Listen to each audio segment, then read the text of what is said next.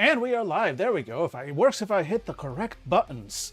Hello, folks. How is everybody doing today? I hope folks are doing well. Welcome and happy Tuesday. Ed Strugglebus, I see you. Yes, the weekend streams were excellent, actually. We had a lot of fun. We actually raised $1,000 for charity for Fisher House, which is a charity that helps veterans in need. We came in just under the wire, but we did it. By we, I mean Prax, who did an absolutely wild job running 8 games in 2 days, like 8 3-hour games in the space of 2 days. She woke up, she started running games. And then she went to sleep, and then she woke up and started running games and went to sleep again and did that for 2 days straight. And, they did raise the money. And I was fortunate enough to be part of 2 of the games. One on Sunday at 4:30 and one yesterday at 4:30. And I was able to convince Prax to let me play the same character in both based on how the first run went. I decided to play, of course, my little bird boy, Kanku Katrick, because I love that character, and I will play him anytime people drop their guard and let me play him. And the first session kind of... first of all, this is something we didn't 100% know going in, but turned out to be true. The things that happened in previous sessions, even though they were happening in different towns and cities around Faerun, my 2 sessions, one was in Baldur's Gate and the other one was in Waterdeep, they all affected the events of one. If they were wide-reaching enough, would go on to affect the other adventures forward. So mine, I may have been potentially involved. I was an accessory to allowing Vecna, the god of evil magic, to break free into Faerun and release him upon the streets of Baldur's Gate. I survived, just barely, and immediately fled Baldur's Gate. And at that point, I said, hey, my next game tomorrow is at 4:30 and it's in Waterdeep. I checked, and it takes like 5 to 6 days by water to get to Waterdeep from Baldur's Gate. If we say that my character sells the ring of jumping that he found during the adventure to pay for passage down to Waterdeep, would he be present down there in time to take part of whatever shenanigans happened there? And she said, yes, sure, let's go. And so then things happened in the second session, and well, I did not release. In fact, I prevented what I can only assume was the incarnation of another evil god into a giant statue within the city of the dead, or the city of graves, whatever it's called within Waterdeep. But by just doing a absolutely ridiculous amount of structural damage to the local scenery. To be fair, I tried. Katrick really did try to not have things escalate, right? First time he came in, and he was like, and this is why he felt responsible. This is important for you all to know. Why what happened, and why he feels responsible for releasing Vecna and responsible to not let additional gods come into the land. So even though he's a little bit shell-shocked, let's say the least, he was level 4 while all this is happening. When we got to where Vecna was released, of course, there was a general melee, right? And there were these undead in positions for a ritual, and there were these cultists, Vecna cultists. My character had identified that these were Vecna cultists, and some of them attacked my teammates. My teammates at the time were charmed, were under some kind of charm effect, so I was solo against approximately 9 enemies. And my teammates were not getting saves unless they received damage. So I had to attack my teammates. But all the attacks I had handy, I was, Kenku's Trick is a bit of a glass cannon. He does not have gentle attacks. So it was a rough place. And once my team kind of started coming to again, the GM, Prax, she had described that one of the cultists in specific was kind of just doing something ooky and spooky behind the table. And I knew that. She did not hide this from us.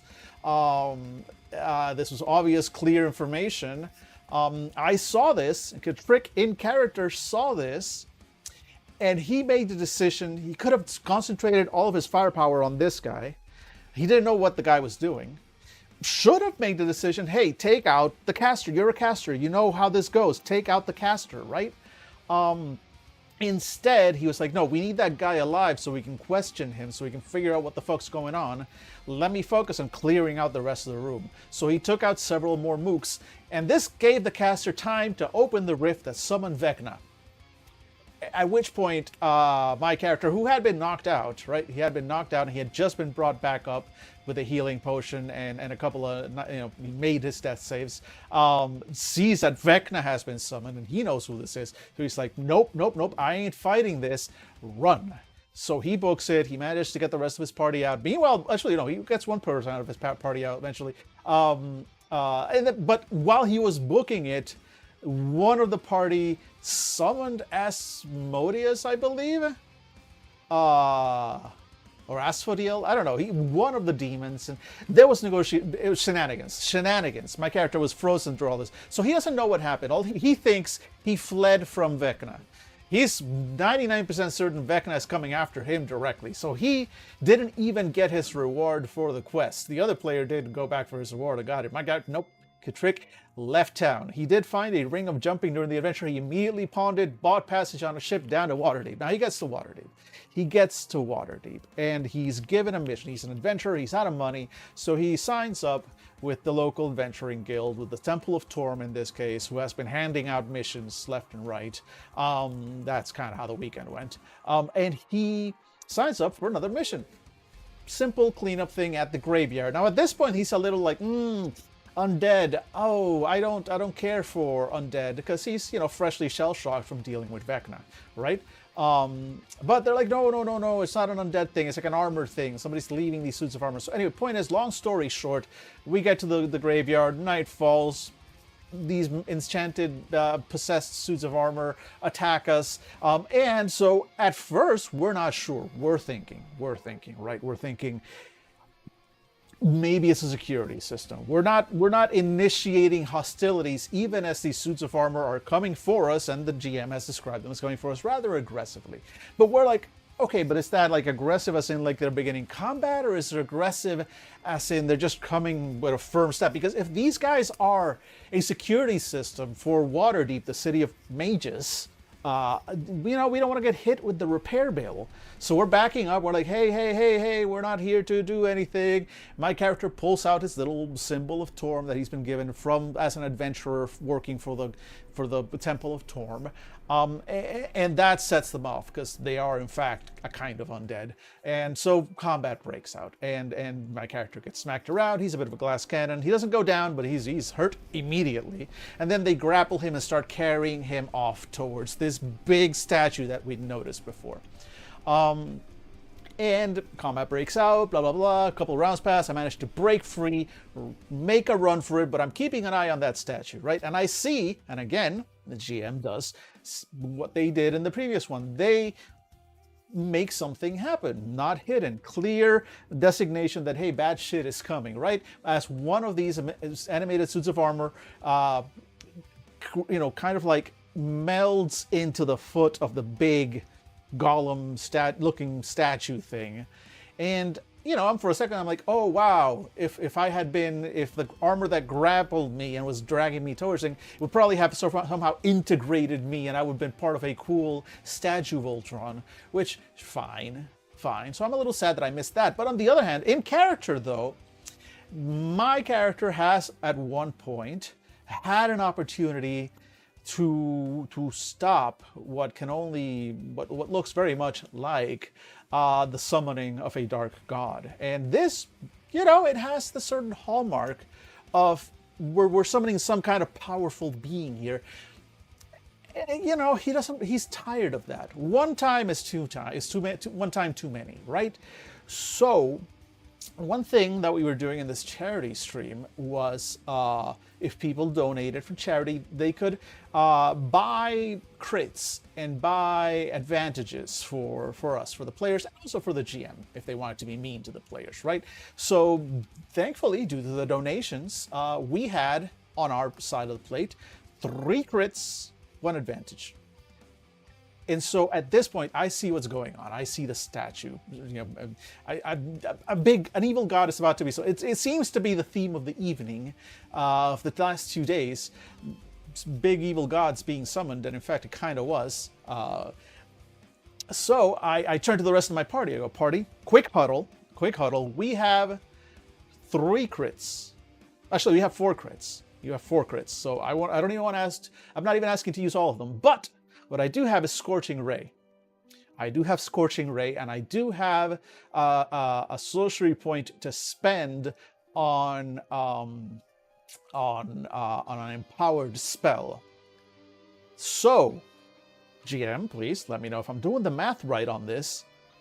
If I use 3 crits, that will let me roll, and for 3 crits, that's 3 shots. Each shot is 2d8 of damage. And she's like, yes, and you're holding this artifact that I'd given you earlier. I'm like, yeah.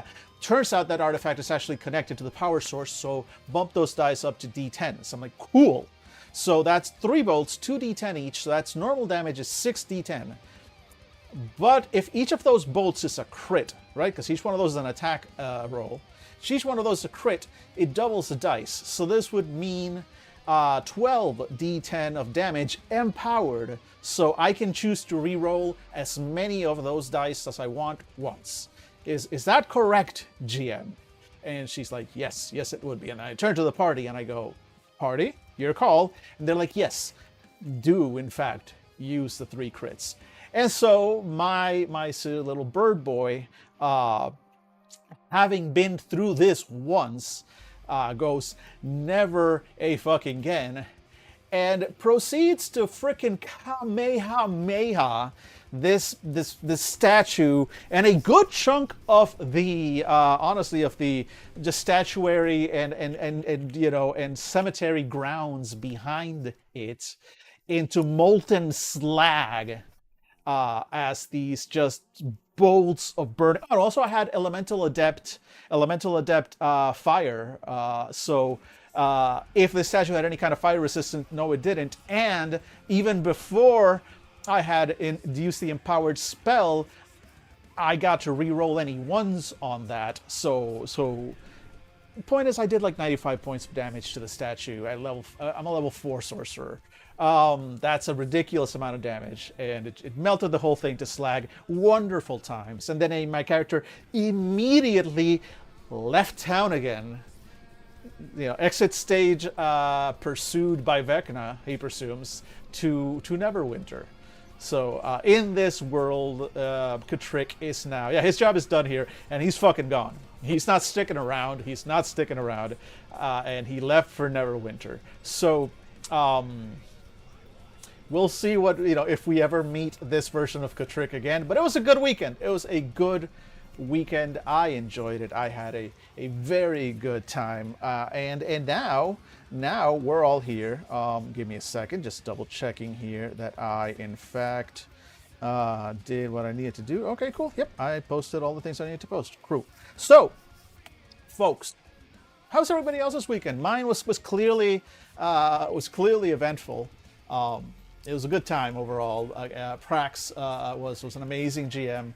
It was a good cause, and again, I stand here in awe of what was achieved that weekend and the sheer stamina and/or just weird brain powers that are necessary to be able to do that long. I can barely maintain my 3 hours here, so we'll see.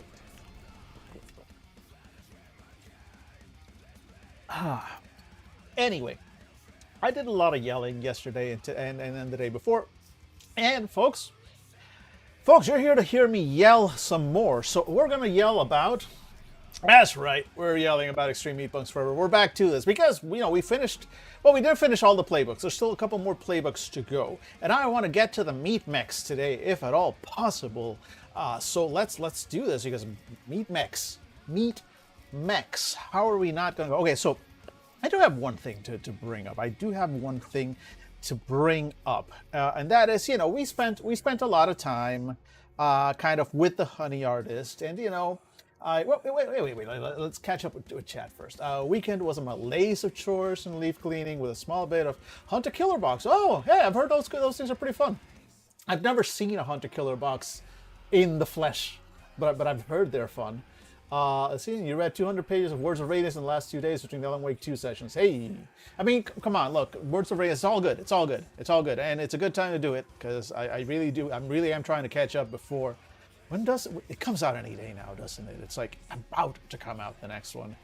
There's so many things I need to catch up on, and I haven't. It's weird. I want to watch all these things. I have the time for them. December 10th, maybe I'll be done with all the books by then. I don't know, man. We'll see. I mean, I'm 2 books in. I'm 1 book in. I started the second one. I mean, I've read all of them. This is a reread. I've read all of them. But I started the second one and I'm like, actually, you know what? I actually never read Warbreaker. It turns out it's one of my shameful omissions. I'd actually never read Warbreaker. And so that's my... I was like, oh shit, because there's characters like as early as book 2. In fact, as early as book 1, technically. No spoilers. But especially in book 2, we start meeting people from across the Cosmere. It's not that much of a spoiler by now that, the Cosmere is a thing, and throughout the Stormlight Archive, we start meeting people from the other books, from the rest of the Cosmere, from the other planets. And we start meeting some of those in book 2, and I started recognizing them, and that's when I went, you know what? I mean, recognizing the names and recognizing where they're from, and that's when it hit me. I've never actually read Battle. How did I literally just say the name and then immediately blank on it? Warbreaker. Thank you.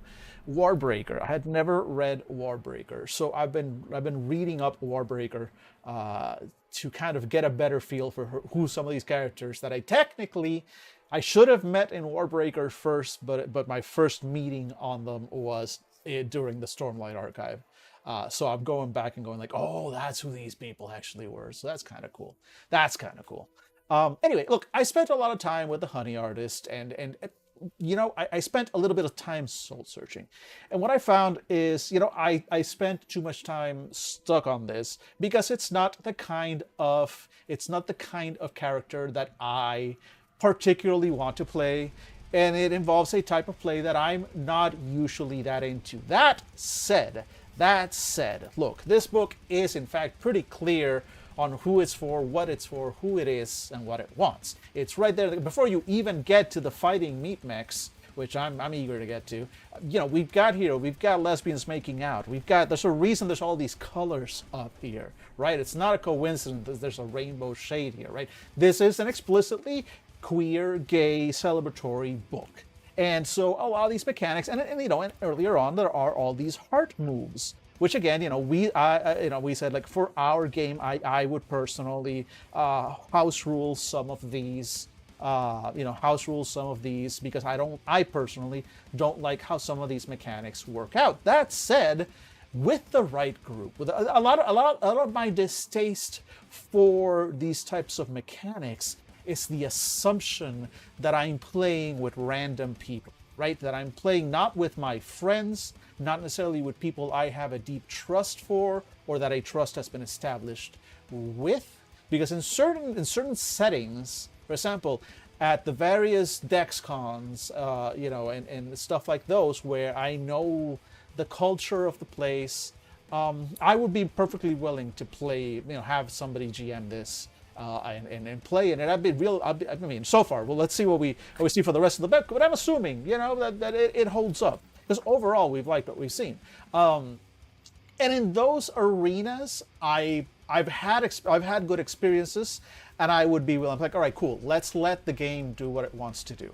But my point is that I spent a little bit too time kind of like clutching my pearls when really it's just like, oh, this part is not written for me, for my personal taste in gaming and what I want to approach generally. That said, this is written for, there is an audience for this, and there's nothing wrong with that audience, right?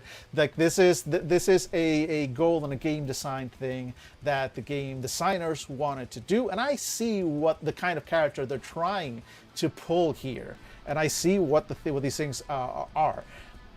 I'm not 100% in agreement with the final mechanics again, but that's mostly because I don't think it's badly designed. I think it's just like, I would be uncomfortable playing at a table with people I don't know and these mechanics in play. That's my disclaimer, and that's really my only real concern. With people I do know and have a trust with, yeah, this could be a lot of fun.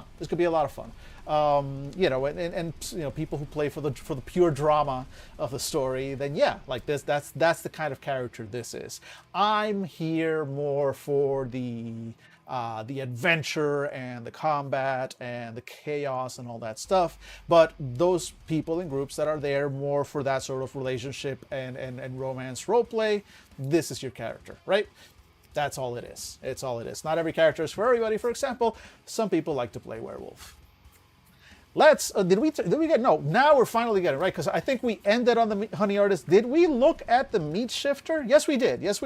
We looked at the meat shifter last week. I remember going through the I'm a creep stuff and seeing that basically you can change and you can change at will, and then there are the consequences. Yeah, we did look at meat shifter, a palette cleanser of sorts. So this is all cool, and we like the meat shifter. Again, we're back to cool stuff.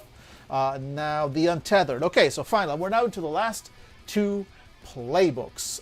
So let's see, the Untethered, right? The Untethered and Mommy. So let's check out the Untethered. We only got a few minutes before it's time to get to ads yet again, because that's the world we live in. But let's check out the Untethered real quick. It's not that there's anything wrong with mechs and with meat things. It's just that it's difficult, and you're so much better in your own skin. Getting shoved in that cockpit, it's like being stuffed back up the womb, and coming into the fresh peels of the bright is like true birth. You'll go in when you have to, but just wait till they see what you're capable of in your own two fucking goddamn hands. Interesting. So you're like a reluctant mech rider in this one with the Untethered. Interesting. All right, let's see. So your love moves are, again, pretty typical for everybody. So choose one, take +3 love with them. Let's see, you trust them to get things done when no one else can. Choose another one. Their abilities make you feel inferior at times, and you're secretly jealous. -2 love with them. And for other OCs, take +1 love with them. They are what they are. Okay, so during your mission, you can carry 5 things. So most can only carry either 4 or 3. Anytime you like to do the mission, okay, but nothing special about them. You just get to carry more. Okay, and your move, so everybody gets your sinew move, and this is bullshit, which we're just going to see right away, and then we pick 2 more out of the other ones. So let's see what this is bullshit is, because that sounds like a move right up my goddamn alley. Mechs really aren't your thing. At the beginning of each session, roll plus chill. On a +10, hold 3. On a 7-9, hold 2. Whenever you make a move while in your mech, you roll with disadvantage. However, before making any move in your mech, you can spend one of those moves holds to roll with advantage instead. On a miss, hold 1. Interesting. Okay. So by default, you suck at your mech, right? You are untethered. I have a feeling that there's like... Yeah, because like I have a feeling that the Untethered are specifically like not bio-modded. I don't know. I feel like there's a little bit more explanation that we're going to need at some point, but we haven't gotten to the proper world yet, so we'll see. But I do like this mechanic. I'm kind of a fan of what's going on here. Because if we're establishing that you are not, like the mechs, riding the mech is not your thing, then by default, you're not great. You're rolling with disadvantage. But spite is a hell of a motivator. right? I love that the move is called "This is bullshit," because sometimes just out of fucking spite, you're like, "This is bullshit," and you pank, pank, pank, and you fucking pull out something amazing. You get to hold as many as you can based on the result, and when you spend one of those, instead of rolling with disadvantage, you roll with advantage. You're more likely to do something cool.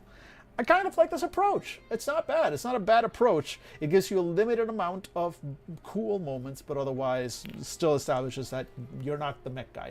But it gives you a resource you can use, which that part I'm a big fan of.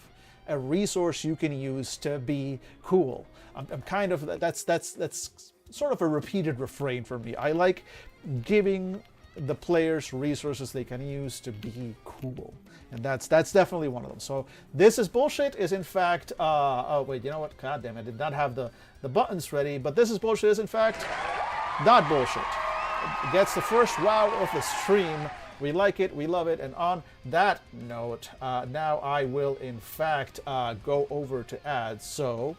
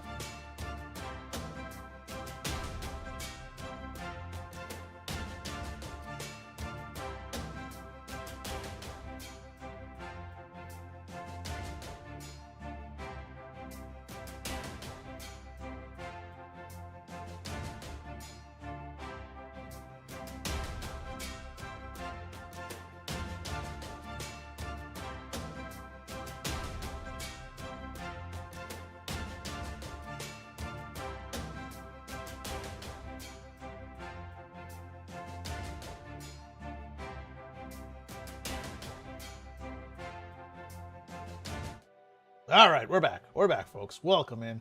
All right, folks, I am going to make sure I've got everything set. We're just getting back into it because I didn't have all the buttons while I was doing the weekend streams. I was just there to be the talent, bring that natural charisma to the stage. Now, speaking of which, pay attention, nerd. That's not a command to you. It is, in fact, just the name of the next move. Whenever you roll a 10 plus while not in your mech, you can ask the GM or another player a question about what just happened. If you were already able to ask a question from what just happened, you get to ask an additional one. Interesting. All right, so you're more aware of what you're doing when you're outside of your mech because you focus on life outside. You're untethered. Cool.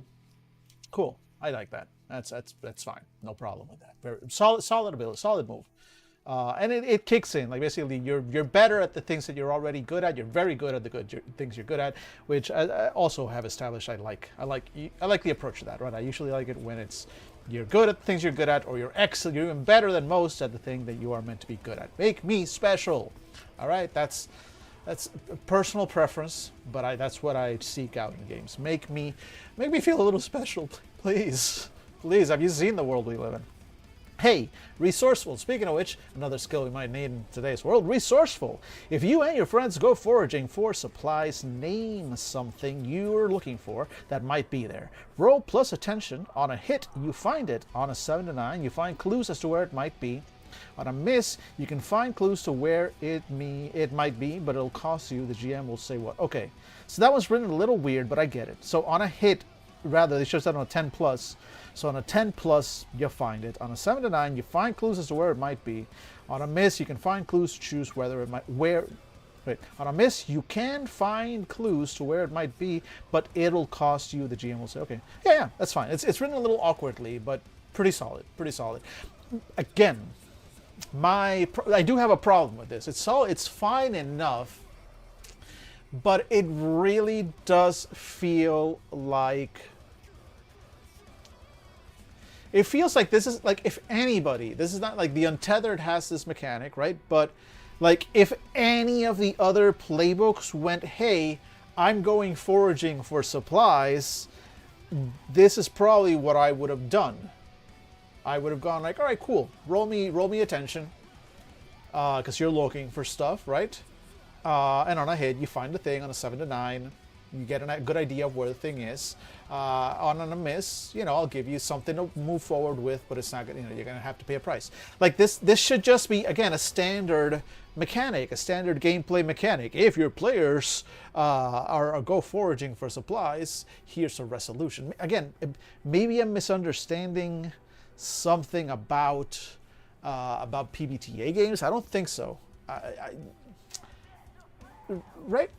I feel like I haven't looked at enough playbooks from other PBTA games, I think. I guess I have to compare this with other playbooks, but the fact that I've seen it multiple times in this game alone makes me wonder if this is a PBTA thing specifically, or if this is just these specific games. But I've seen multiple examples of what feels like moves that are restricted to a specific playbook but are describing actions that I don't feel should be restricted to a specific playbook. You're giving me a standard resolution mechanic for a standard action. Or does this mean that what the expectation is that nobody can forage for supplies but the Untethered? That feels more like a board game mechanic, rather like, oh, you have to choose this character piece because the Untethered character piece is the one that has the resourceful ability that lets you do that. In a board game, that makes more sense. In a tabletop RPG, what would stop anyone from going foraging for supplies? It's not just the Untethered. And then you're going, okay, well, but maybe the Untethered is better at it than others. Oh, cool. I'd be fine with that if that was the actual thing, right? That as somebody who's resourceful, you get to find more. Then give me the comparison, basically. Like, if the expectation is that normally, let's say the expectation would be normally if you go foraging, roll plus attention as you're looking, as you're searching, and on a 10 plus, I'll give you some solid clues as to where it goes. On a 7 to 9, I'll give you some general clues about where to go, and it'll cost you. And on a miss, you miss entirely, right? You find nothing. But that feels antithetical to the PBTA fail forward mentality. Even on a miss, you should get something, should move the story forward. So again, this mechanic here just feels like it would be the general mechanic for anybody. Putting it just for the Untethered, and again, it's not a one time only. We've seen this with previous playbooks in this game, so it feels like an awkward. Speaking of which, plus awkward. It feels like they rolled plus awkward with some of these design choices, like. Or almost feels, I don't want to say a lack of imagination, because that's not it. It just feels like maybe they weren't sure how to make some of these playbooks special, and so they just gave them moves. I'm gonna compare it to something, to one of the things I'm working on, just to kind of clear it up in my head. Take the crafter that I'm making in my game. Now, in theory, the thing that they do with that ore ability, where they are constantly gathering crafting materials, right? Anybody can just grab random materials and stockpile them. But crafters specifically have that additional sense that lets them detect the type of magic that each material is resonant with, and which materials are actually useful for those residences so they can make special magical items. That's the thing that only the crafter can do, hence why the gathering and crafting mechanics are restricted to the crafter, because there is a magical tie there to what they can do. Here, there is nothing special. There is nothing special, and it feels a little weird. It feels a little strange that there's this playbook, this archetype that is not, that is the only one that apparently can forage for supplies. I don't think that's the intention behind it, right? So, we'll see. The concept of making some archetypes unique don't feel like they have enough of their own shtick. Exactly. Like, I like some of the cool ideas. I like what you're doing with the Untethered here, where you've got somebody who's actually sort of anti-mech, like, hey, I'm more focused, I want to show you who I am and what I am outside of my ability or inability as a mech pilot. I'm worth more than that. I love that concept. I love that idea. I love that this is bullshit move. I dig the pay attention nerd move, but resourceful feels like blah. It feels blah. It feels like, and on top of this, it's something. So you choose two. So it's like there's a solid chance that you don't even have this. So if you don't have this, does that mean you can't? If nobody in your party has this, does that mean you can't forage for supplies? Or is the intention? Well, since there's no move for it, it just happens, which would, in a weird sort of way, right? Because that's also the other sort of PBTA fallback. Right? If there is no move for something, as I understand it, and again, I may be wrong, and I think we're going to pay close attention to the GM session in this book once we get to it, right? But my understanding for PBTA, and honestly a lot of games, right? They very much focus on like, oh yeah, it's when the action, when something matters, right? But sometimes I've seen some PBTA games kind of take that approach where it's like if there's no move for it, right, then it just kind of just happens. You just describe it and keep moving. The mechanics don't kick in until a move has been triggered.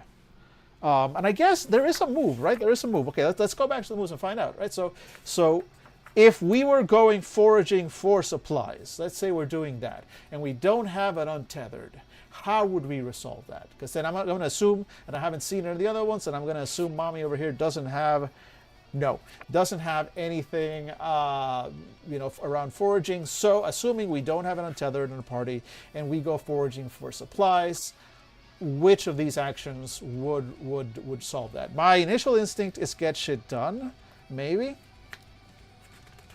Let's see. It could also be figure shit out, right? It's not going to be fuck around and find out. It's not going to be have it out. It's not going to be back scratch, and it's not going to be get up in their business. It's not going to be get organized. Although get organized could help, I suppose, right? And it's not going to be harmonized, and it's not going to be any other moves. So it's either get shit done or figure shit out, to plan out, to figure out where supplies are, and then you would go and get them, or get shit done to just, we're going out to forage, and it's dangerous, but we're going out into the wildlands to forage for supplies. So let's say we do that. So what happens? Well, first of all, you're rolling plus chill, because in this case you're taking a different approach. You're not rolling plus alert. Figuring shit out would be plus attention. But getting shit done would be, okay, so you go out there, so it's more, I suppose the thing with this option is that it's more dangerous. Okay, dangerous or dicely broadly, because if you don't have an Untethered, so again, I'm trying to make this make sense. I'm trying to make this make sense, right? Assuming you don't, so an Untethered has this option, has this move, they can go, they roll plus attention, on a hit, they just find it. 7 to 9, they find clues as to where it might be, but there's a price. You find on a miss, you still find clues, but there's a price. So solid set of instructions. Since we're only doing things if we're triggering moves, the only other way to do it without this is to trigger one of the basic moves.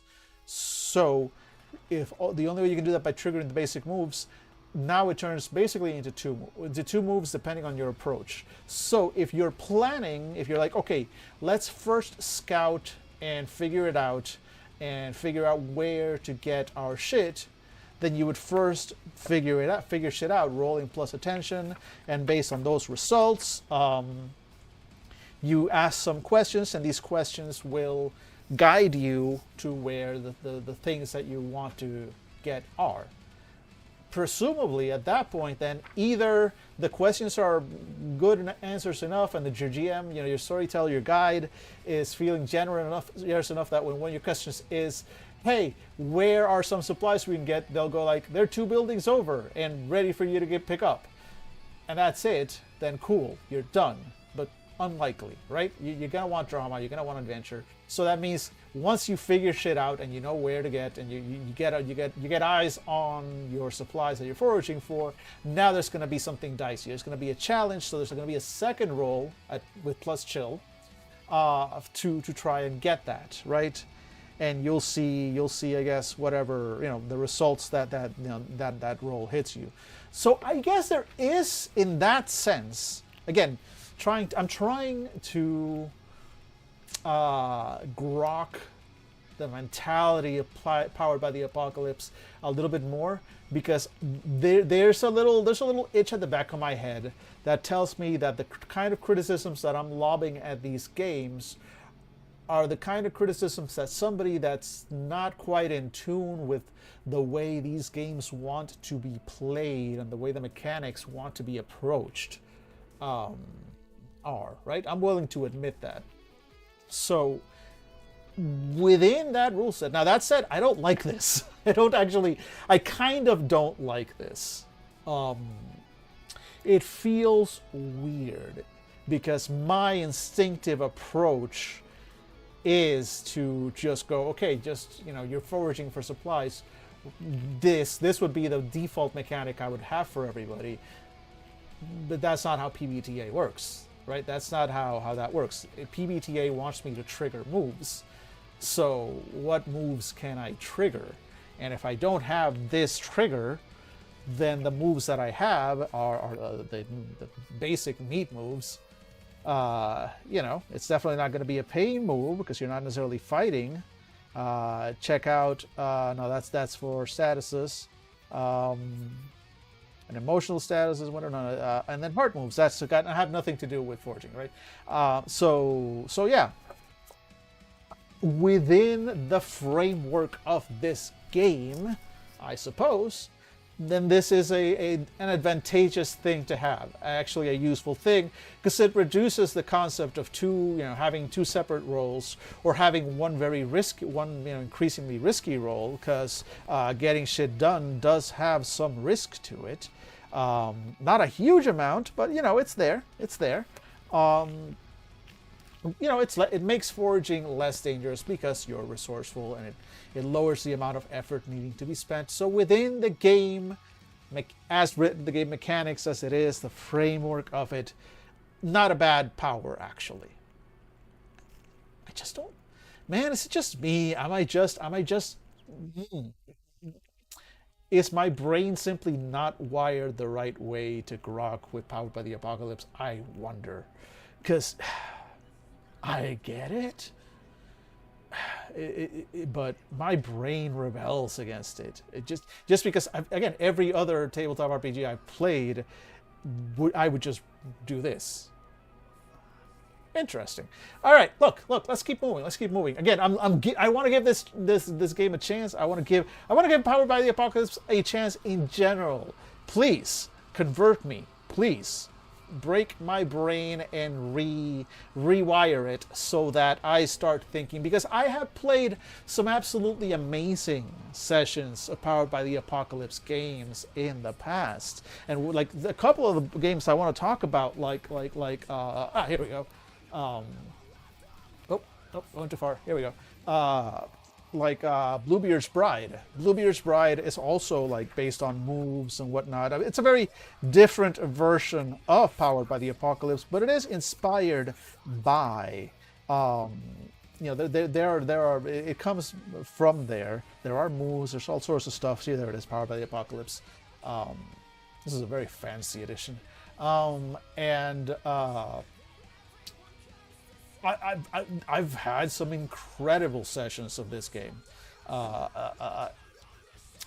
And part of it is because I think PBTA.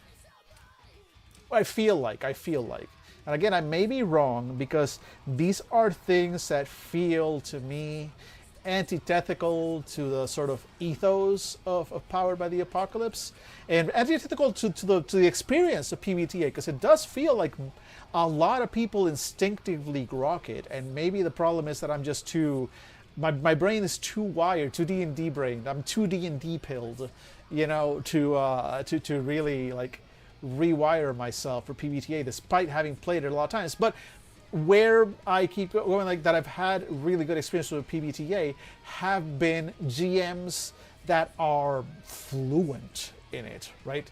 Have been GMs and storytellers and guides that just let the system get out of your way. They know the moves. They know when to trigger them.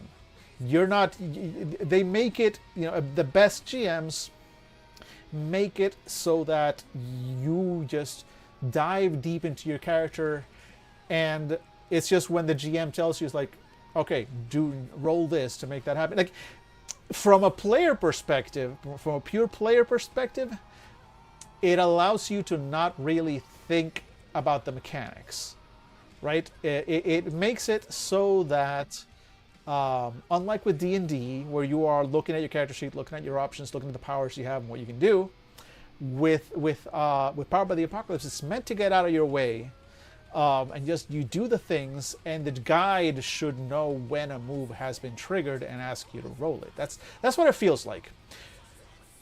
And with a good guide that knows how and when to trigger the moves properly. And there are also like things from the guide section, like that's the thing, you're supposed to run the game. You're supposed to run Powered by the Apocalypse games kind of like the players as well. You're triggering moves as well. You're triggering hard moves, you're triggering soft moves, stuff like that, right? So again, it's a different approach, and we're going to figure this out. I will not quit until I figure this shit out. Because look, here's the thing, man. I wanna run. I'm excited to run some Monster of the Week games. I want to do that, but Monster of the Week is PBTA. And so I really want to grok it. I really want to, before I'm comfortable running, especially if I want to run it for people that aren't Fandible, or hell, even especially if I want to run it for people that are Fandible, because all of Fandible, we keep bouncing off of PBTA over and over and over, right? So if I was going to run it for Fandible, I would want, I want to be able to like grok it. I want to be able to be that kind of GM that's like, guys, don't worry about it. Just play your characters, and I'll trigger move. We'll trigger the moves as we go, but the system will get out of your way. Just play your characters, right? I want to be able to give that sort of experience to others, and that means I need to grok this. So it's a challenge. We're gonna do it. Let's keep going. Nothing's wrong is the name of the next move. If you fail a move while rolling plus awkward, take 1 XP. I dig that. It fits into the theme of this, and I dig that one. All right. On the ground, if you make a move against someone in their mech while not in yours, roll with advantage. It doesn't let you do anything you wouldn't otherwise be able to do as just yourself against a mech, but if you can do it, you roll with advantage. Good. That's a solid move to trigger for the untethered, because that's kind of your thing, right? And then finally the sinew, that's your mech move. So let's see. When you bite your lip and grit your teeth and clench your fist and face what the mech has waiting for you, say your mech's name and roll plus sinew. On a 10+, when you make that get thrashed move, you can take 2 more statuses than you normally could before being thrashed. On a 7 to 9, if you pass out, your mech gets you to personal safety guaranteed somehow, some way, regardless of what your final thoughts were. Interesting. I'm excited to see what the mechs actually are, what they do, because it sounds like there is some sort of, I don't know if there's any level of sentience from these, but they are made of meat, right? So like, how much of these is it an actual like another living creature that you meld with, or just meat that you control, right? I'm curious to see what approach they take, because it hasn't been very clear. It can kind of go either way. And, you know, mecha anime and mecha stories in general tend to do that. Hey, Potato, welcome in. Welcome in, friend. Notice me, Untethered Senpai. Yeah. All right, so let's see it. Now, finally, I have high hopes for this one. The Weird of the Wisp, or as I've taken to calling her, Mommy. Look, I'm sorry. I have a type. I have a weakness. Welcome, Phoenix, as well. Welcome in, friends. Hey. Had to deal with a canine vomit comment. Oh, no. Oh. I hope the pup's doing better. I hope the pup's doing better, and I hope it hasn't cost you a vet visit. But otherwise, welcome in, friend. Welcome in. Yeah, we saw the Untethered. We're fine with the Untethered. Good day and all. And she brought it on herself by eating too fast. They do that. They do that. Animals, kind of dumb sometimes. Turns out. All right. So let's look at the Weird O' the Wisp. It's the last playbook, right? Because after this, let's see. Yeah, after this, we're gonna see how we level up, and then we're gonna get in to making a mech. Excited for that. Very soon. We'll get to make a mech before this stream is over. I believe in us. But first, the Weird the Wisp. So let's see. You can do things with your hands and your brain and your heart that no one else can. Strange magic. Real witch's cauldron hours. Should you get a cauldron? Would that look cool? How heavy is a cauldron? Your soul is a warped void of odd sorcery that reaches out to the end of time. That cauldron, though. Okay, cool. I like it. I like a self-aware playbook. Let's see. Love. Choose another OC. The energy within you that helps you work your wonders is drawn to them. Take +3 love to them. Choose another OC. The energy within you that helps you work your wonders is afraid of them. Take -2. Everybody else, take +1 love. Time will tell. All right, so do we have anything special with gear? They get 4 things. And you can instead name one of those things as an item or material that helps you do your magic shit and use it to take advantage of the wizard move. Hell yeah. Love me a wizard move. Moves. Take your sinew move and wizard by default and then choose 2 others. All right, so let's see what wizard lets us do. So you're strange and can do strange things. At the beginning of the session, roll +chill. On a 10+, get 2 hold. On a 7-9, get 1 hold. Okay, spend your hold as follows. 1 hold will let you ask a player a question about the character, which they must answer truthfully, or 1 hold lets you ask the GM a question about an NPC, which they must answer truthfully. Okay, so it's basically mystical wizard senses so far, but also there's other options up here. 1 hold. Somehow you magically get around an obstacle, barrier, or distance with no possible explanation. I dig that. I dig when magic's just like slightly off camera and weird. 1 hold. If someone would ambush or get the drop on you, instead you know they're coming with a few seconds to prepare. Cool, those little flashes. That's so Raven. And 2 hold. Resolve a status of any kind from anyone you can touch, excluding yourself. All right. So it's not a lot of magic, because you only get +1 hold or 2 hold if you're lucky, but you've got some magic to kind of play with every session. On a miss, bad luck finds you. The GM starts the scene with something awful coming your way with no time to prepare. Cool. All right. So you start with a little bit of magic when you start a session. Now, intuition. So then you get what? You get 2 others. So there's 1, 2, 3, 4. So there's 4 more moves. Start with 2. Let's see what we got. Intuition. If you suggest a course of action, the group agrees to follow it. Choose someone else in the group who gets advantage for the duration of the plan, as long as they're following your suggestions. Okay, so this is kind of a solid buff, except it's a little bit more complicated than giving somebody like inspiration, because you actually have to give a source of action and they have to actually do it, but they get that bonus. And hey, Jordan Green, thank you for the follow, friend. All right, let's see. Move number 2 out of 4. Weird fucky dreams. When you sleep, you can choose to have strange visions about another OC. Roll +chill. On a 10+, they have the same dream and you both take +1 love with each other. Okay, here we go. So we got an emotional move. On a hit, the next time they would fail a roll, you can take that failure instead and give them a 7 to 9 result. The GM has 1 hold over you, and you can spend it after any roll you make to give you a failure instead of whatever you got with nobody. Oh, okay. So basically, you can take the hit for somebody. You can share a dream, and then you can kind of like take that. If they fail a roll, you can instead turn it into a partial success, into a 7-9 result. But you take the hit. You take a failure later. The GM has that chance to fuck you over later. Solid. Kind of dig that. No problems with that move. It triggers just when you sleep also, so it's going to happen anytime, but it's going to happen at least once per session, so that's solid. Familiar. Hey, you have a pet cryptid that obeys you. That's not a move. That's a statement. You know? It's maybe the size of a frog or a cat or a dog, but weird and meaty. Probably describe it. And can't perform simple tasks you tell it to. If it would ever get harmed, it instead vanishes and reappears somewhere nearby within 48 hours, and they will make its way to you. This is not a move, though. Like, look, I'm pro this, but this is just a statement. Am I wrong? Is that like that's not usually how PBTA moves work? I'll take it. I like familiar, so I like the idea of it. But also, there's like nothing here, right? That's not an action. It's just a statement. And also, like, okay, cool. Perform simple tasks you tell it to. Like, there's no stats to it, so it's just I don't know.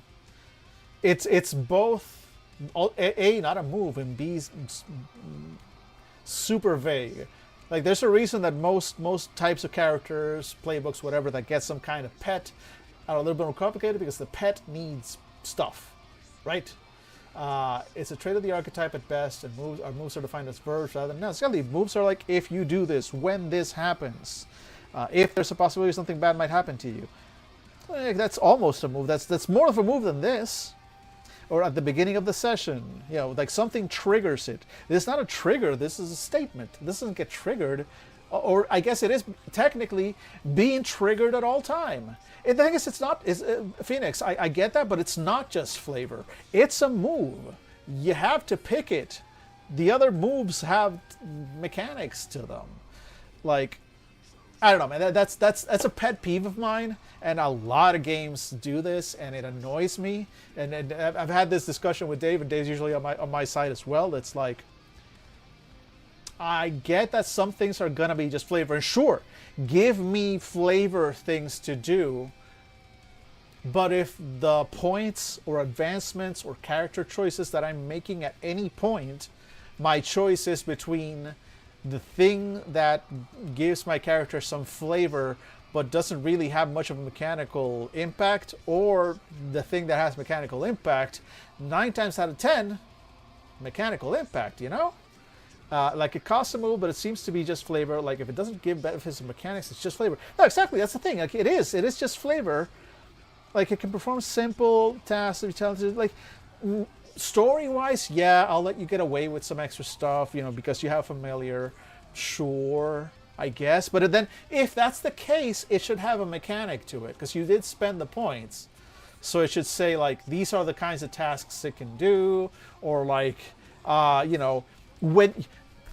This part is not bolded. This part is not bolded. You're strange and can do strange things. That's not the move. The move is not, you're strange and can do strange things. That's a description. Then, at the beginning of the session, that's the trigger. So, here's how I would fix familiar, right? Unbolded, just descriptive. You have a pet cryptid that obeys you. Statement of fact. Next, when you get your pet or have your pet do a simple task, roll plus weird, right? Or roll plus cool, or whatever. Roll plus awkward, I don't know. We'll figure out what to roll. But roll plus thing, on a 10 plus, the pet is able to, you know, no, on a 10 plus, hold 2. On a 7-9, hold 1. On a miss, your pet is confused and is unable to complete the task, and you have, you know, like some kind of penalty, because usually on a miss there's something that happens. There's some kind of penalty on a miss, but then you get 2 hold and 1 hold, and those holds can then be spent to have your pet do the following actions. 1 hold, your pet will guard the area. 1 hold, your pet will attack the person that you're telling it to. 2 hold, your pet will sneak and try and grab the thing that you're telling it to do and bring it back to you. Whatever, you know, stuff like that. That's I think how I would fix that familiar move, so it's an actual move and not just a little bit of flavor here, you know, like that feels incomplete to me. And then the 4th and final move, actually wait, ads are about to start, so hey, sorry about that.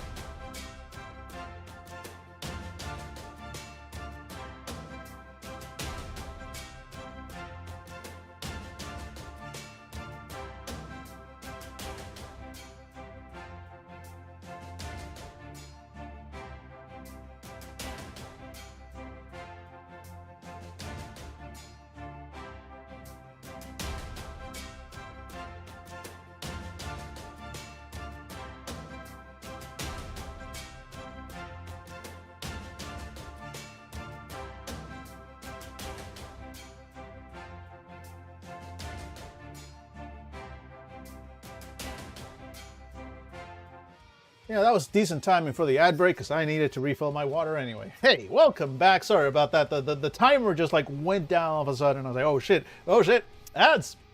Okay, anyway, final move, toiling, troubling, the usual. You're lucky. If there's, see, again, this is a proper move. You're lucky. It's not bolded. That's not the move. This is a statement of fact. If there's a possibility something bad might happen to you, that's a trigger. Feels really vague, but that's a trigger. There's now even less of a possibility it will. The GM should read this as to the GM should read this as who to target with hard moves, or whether possible circumstances occur to you in the fiction. They can still happen, but they're less likely to.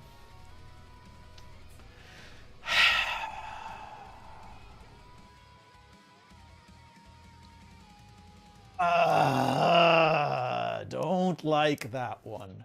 Not because it's bad necessarily. Again, look. I may be coming at these games from too cynical a standpoint, all right? Please understand that Dave is my dearest friend, and he is a power gamer, right? I've had so many conversations with him where he's like, no, this is how I look at books. This is how I look at rules and powers and abilities and the points and everything, right? And certain moves are, I'm gonna call them kind of just bullshit moves, like, for lack of a better term. This is one of them. This is one of those that's like, there's almost no real way to. Okay, it's look at it this way. Think of moves like, not moves. Sorry, think of like stuff like the Destiny merit, the early versions of like the Destiny merit in World of Darkness. I think they fixed it in later versions where there were actual mechanical consequences to having a certain level of the Destiny merit. But originally, a lot of those were just Yeah, he's a power gamer necessarily based on knowing what will happen with shitty dice rolls. True, true, true. But also, that's exactly the point that I'm taking here. Like, this is not something that affects the system. It is just like, hey, if you take this, hey GM, consider X, Y, or Z, right? And I've seen others who are like, oh, hey, if you take this, then it means your character is special. Not in any specific way, just sort of a, hey, you're kind of special. The GM will make sure that you are special. Some things, how can I put this? Like, it feels like, okay, if I buy this, then you have to be nice to me. I don't like this. I don't like this. There should be something mechanical to this. There should be I don't know, make it so that if there's a possibility something bad might happen to you, it's not that there's a possibility. Make it so that you have advantage on your first roll to react because you have precognitions or trouble or instincts or whatever. Well, you already have that with intuition, but something different, something that actually affects the game, other than just like, well, when people in your group are in trouble, you're probably not. But it's also not a guarantee. You might get in trouble, but it's less likely. Cool. You spent your points. You spent your advance on something that's don't like it. It's too vague. It's too vague. Leaves too much up to the GM. Again, this might be my approach to this. Like, I'm expecting. There's a certain level of like, it shouldn't be all up to the GM, right? And I think that's part, like, as I was describing Power by the Apocalypse before and saying that, oh, the GM needs to be on point and know the moves and everything. Yes, but there's only so much. I want the players to do this, and if my players constantly having to remind me, it's like, hey, so the cops are all arresting us, but I've got this move, so could they not? Like, I don't know. Yeah, or X per session, once per session, get out of jail free card or something like that. But this is so vague. This is so vague. I don't. And look, yeah, Phoenix, I get it. Sometimes some things exist only for min-max, and also I get it. But in real life, some things are just like, oh yeah, you're going to specialize. You're going to make yourself better at X or Y or Z. By taking this training, by doing this move, stuff like that. And that's kind of like, this real life min-maxing, right? That's, practice and stuff. So there's a little bit of that, but yeah, no, there's a fine line to thread. And, but like, I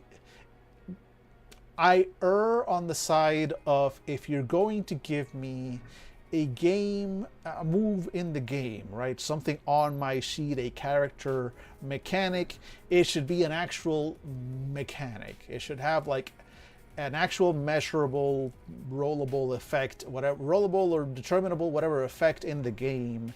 And this technically falls under that, but again, it's so vague. It's more like, hey, whenever anything bad happens to you, the GM should remember that maybe this shouldn't have a bad thing happen to you. I don't know. It feels disappointing. It feels disappointing, honestly, as a move. Familiar just needs to be rebuilt from scratch.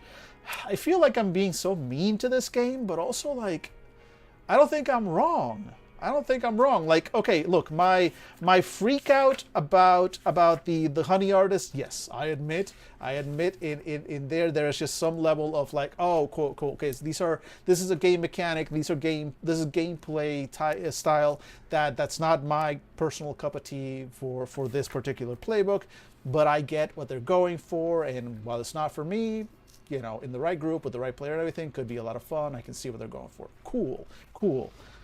This is just badly made. This is just poor design. I'm sorry. I hate saying shit like that, but it does feel like that. It feels like this was missing. Just like, and I found. Okay, here's the thing. If this would have been the first time I've run into this in this book, I'd be fine with that, right? I'd be like, okay, well, it happens. There can't all be winners, but in almost every playbook, I've run into some example of this at least once, right? And that's really I don't know, it feels disappointing. It feels like, oh, I was excited to play this thing, and then I saw what they get and or what they can do, and it's so much less than I expected. And again, maybe I'm coming at this game with a weird approach. I don't know. But this feels, this is great. This is fine. The basic wizard stuff is also pretty fine. No problem for most of this until these last two. And again, this could be great with an actual system attached to it. This one also could be fine with a system attached to it, rather than just a vague suggestion to be nice to me, please. You know? So yeah, I'm being critical based on my perspective. It's not a bad thing. I don't feel it's true. I do hate, you know, because I do come at these games. I want to love them. But when I see stuff like this, it makes it's and it's from, like, again, the game designers. I've seen some of their other stuff. Like, overall, I respect their work. So please do not take this to mean I don't think this is shit. Overall, I dig this, but I've run into so many small things that make me think either A, there's a disconnect here, there's something I'm not getting. Again, if anybody can explain to me how actually these are really good, please do. But everything I see here makes me think that this is, you know, these are incomplete at the very least. And that's kind of disappointing. It almost feels, and as I flip back, this page disproves what I was saying that I almost feel, but it almost feels like for some of these playbooks, look at, do I have anything else that's powered by the apocalypse close at hand? Not really. Bluebeard's Bride, yes, but it's so weird, it's so different that it's not really. Yeah, and I've got nothing else close at hand. Again, I'm not a big PBTA guy. I'm trying to learn more. But okay, so a lot of playbooks that I've seen are like 4-part, right? They have a cover, they have 2 internal pages, they have a back cover, and there are moves and details and tables and things that you track on all 4 pages, right? And a lot of them get very detailed. It feels like the format of the book kind of hurt them. Like they ran out of space. Like it's like, oh, these could be bigger, but then we don't have enough room for everything else. We ran out of space. For the Untethered, they didn't run out of space. They kind of just ran out of ideas. You know, again, because of this, but again, it's because, you know, but some of these classes, like they feel, again, it's up to the very, like they, I don't know.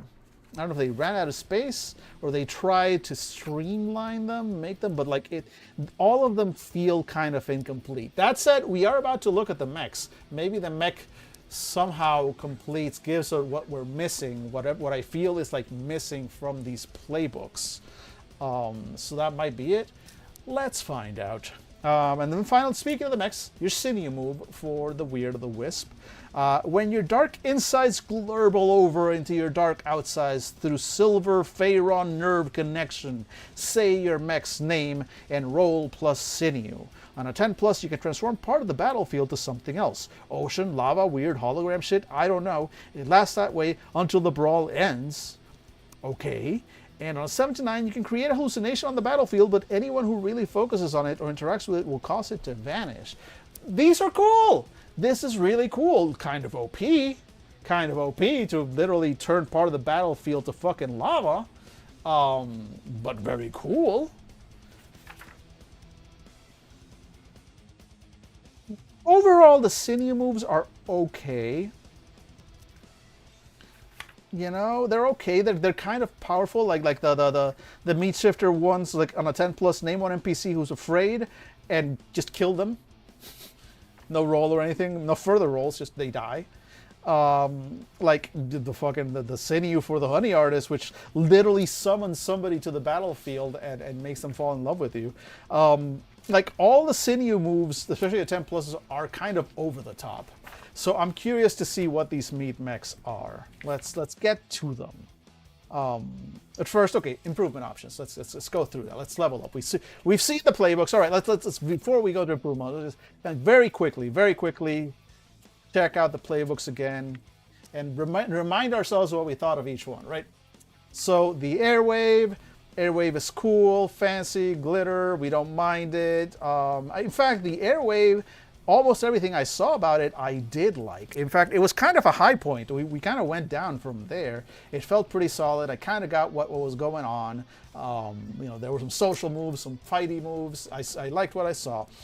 Then the Bright Child came in. Immediately we started having some issues, mostly because we hadn't been given enough explanation about what the Bright is. We figured that out, and then we checked out everything else, and it's cool. But this Bright Fruit thing, again, the same issue. It was kind of the same issue that we just saw with the Untethered and their resourceful ability, where it kind of feels like this should just sort of be a default move. Like, I don't know what's so special about this, but there it is. But at the same time, the mech stuff is cool. We got the emblem, which is neat. You're basically sort of a version of Captain America. You know, Captain whatever your emblem is.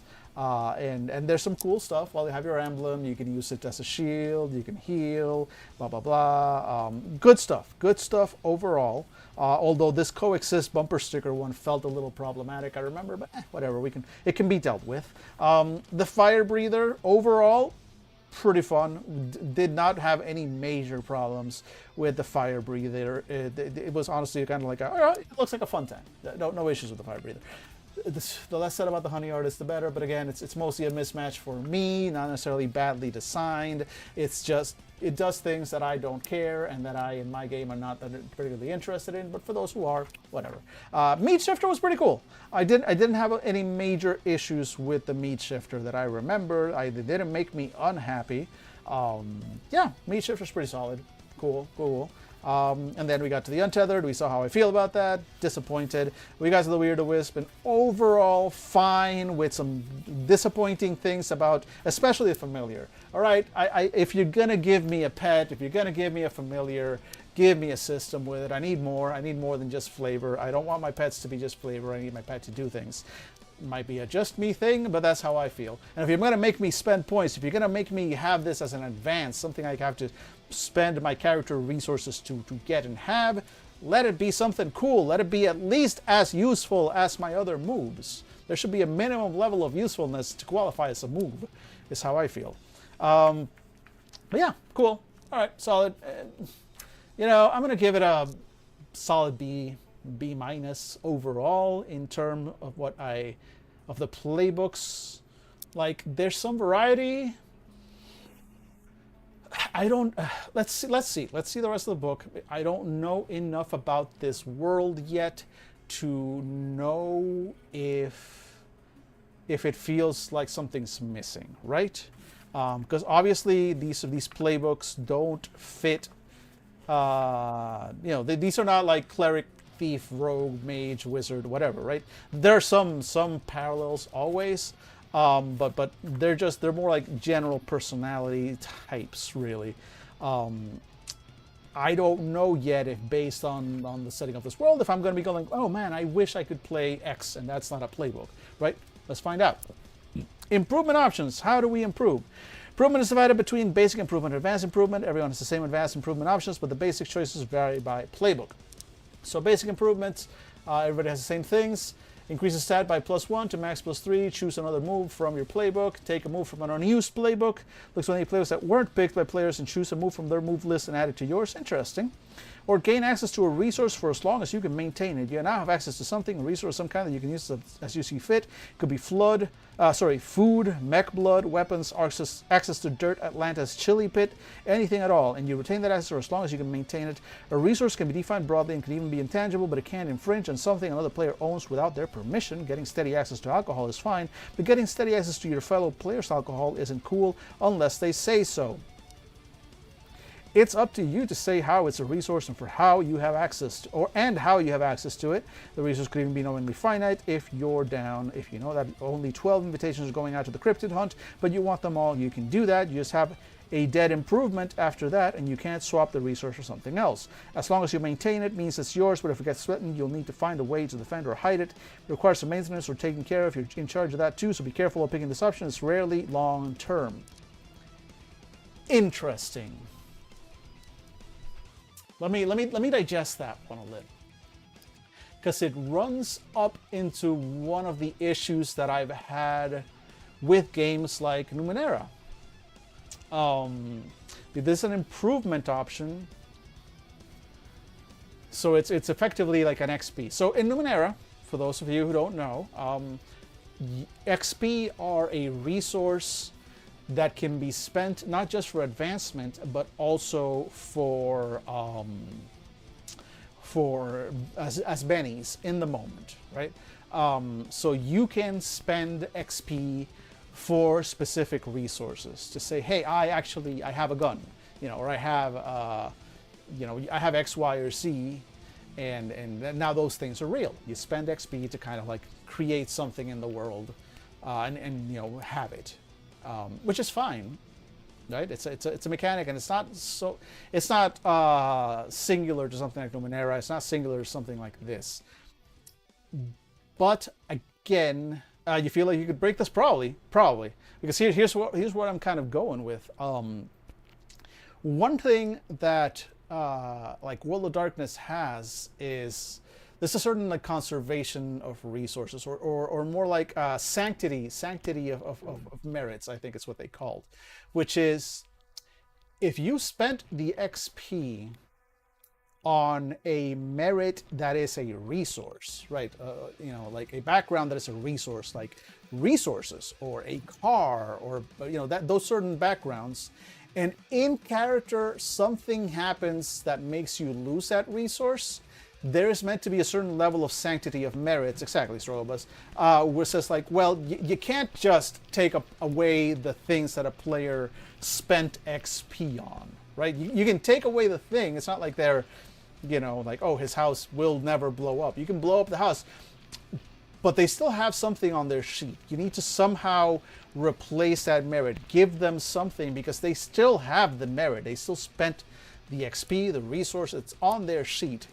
And that's, to me, a good approach. That it can lead to some weird circumstances, right? It can lead to, like, it's sometimes like, how do I explain, like, and it can also feel to the GM like it's limiting me. Like I can't quote unquote hurt my players, or my characters rather. I can't hurt the characters in certain ways because sanctity of merits, right? You got to know how to deal with it. But from a does it feel fair point of view, I like that it feels fair, right? It's not force, creativity comes in there, exactly. But it's about being fair. It's like, hey, you earned these XP, you spent them, you get a thing, because other uses of XP are permanent, right? If you spend the XP on a skill or a power or whatever, you get to keep those forever. They are part of your character from now on.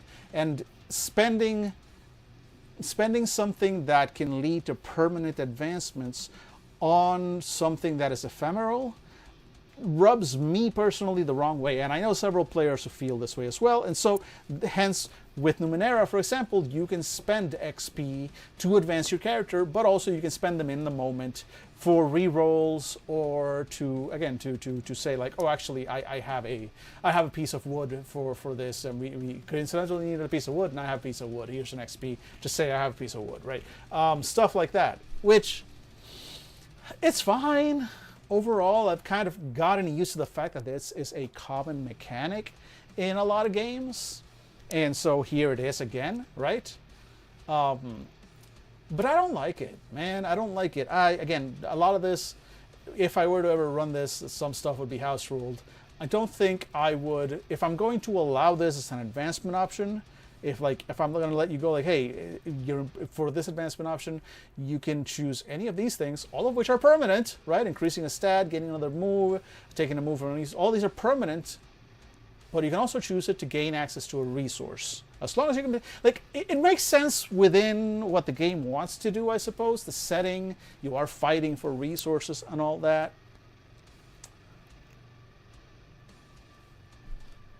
But if that's the case, don't tie it to advancement. Don't tie it to the thing that lets me permanently improve my character.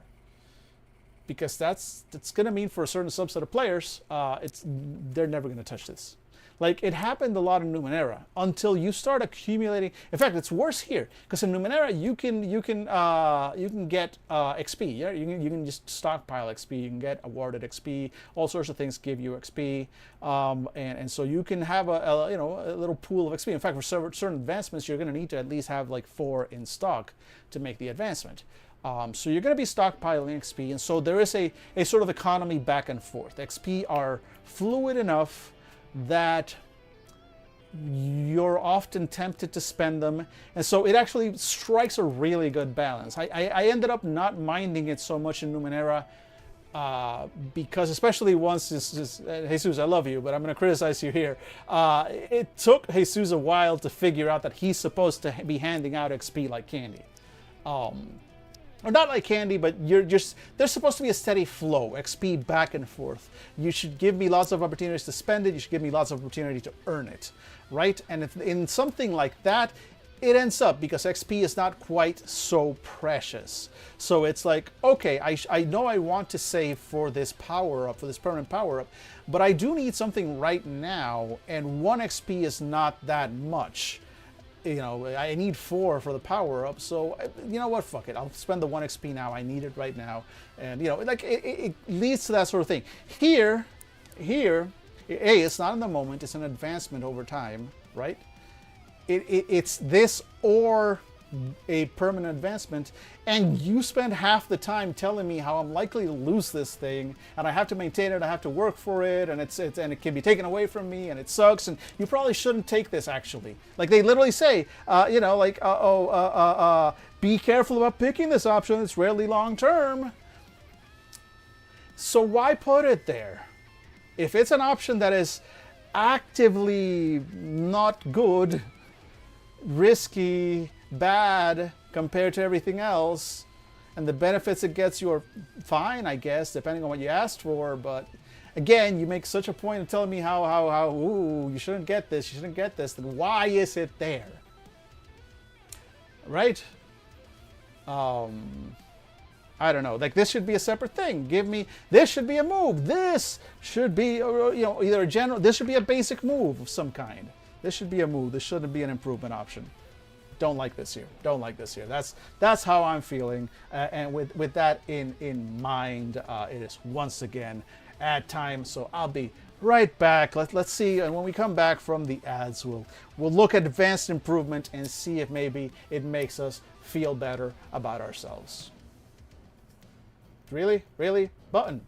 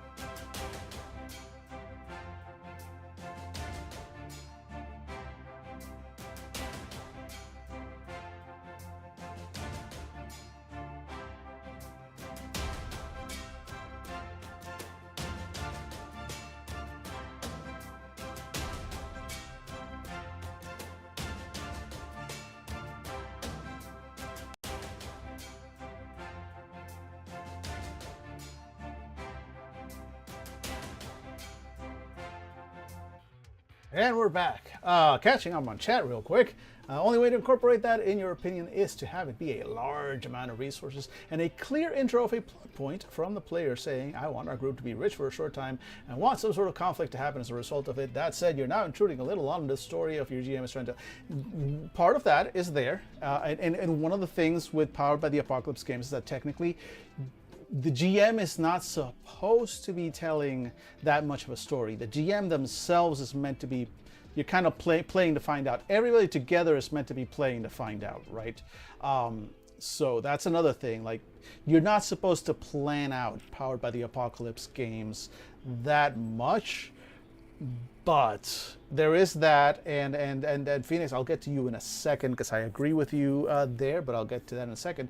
Struggle Bus, on that note, the next base advancement, gain a crew, which I thought your crew was the other players, but no, apparently you can just gain a crew of just other NPCs that just are like fanatically obsessed with you, but be aware they're all still people, individual identities. So kind of the same vague vibe of like, get stuff and keep as long as you can keep it. It's like, oh hey, get people, but don't piss them off and don't keep, which again, yeah, fine, that is how people work, I guess.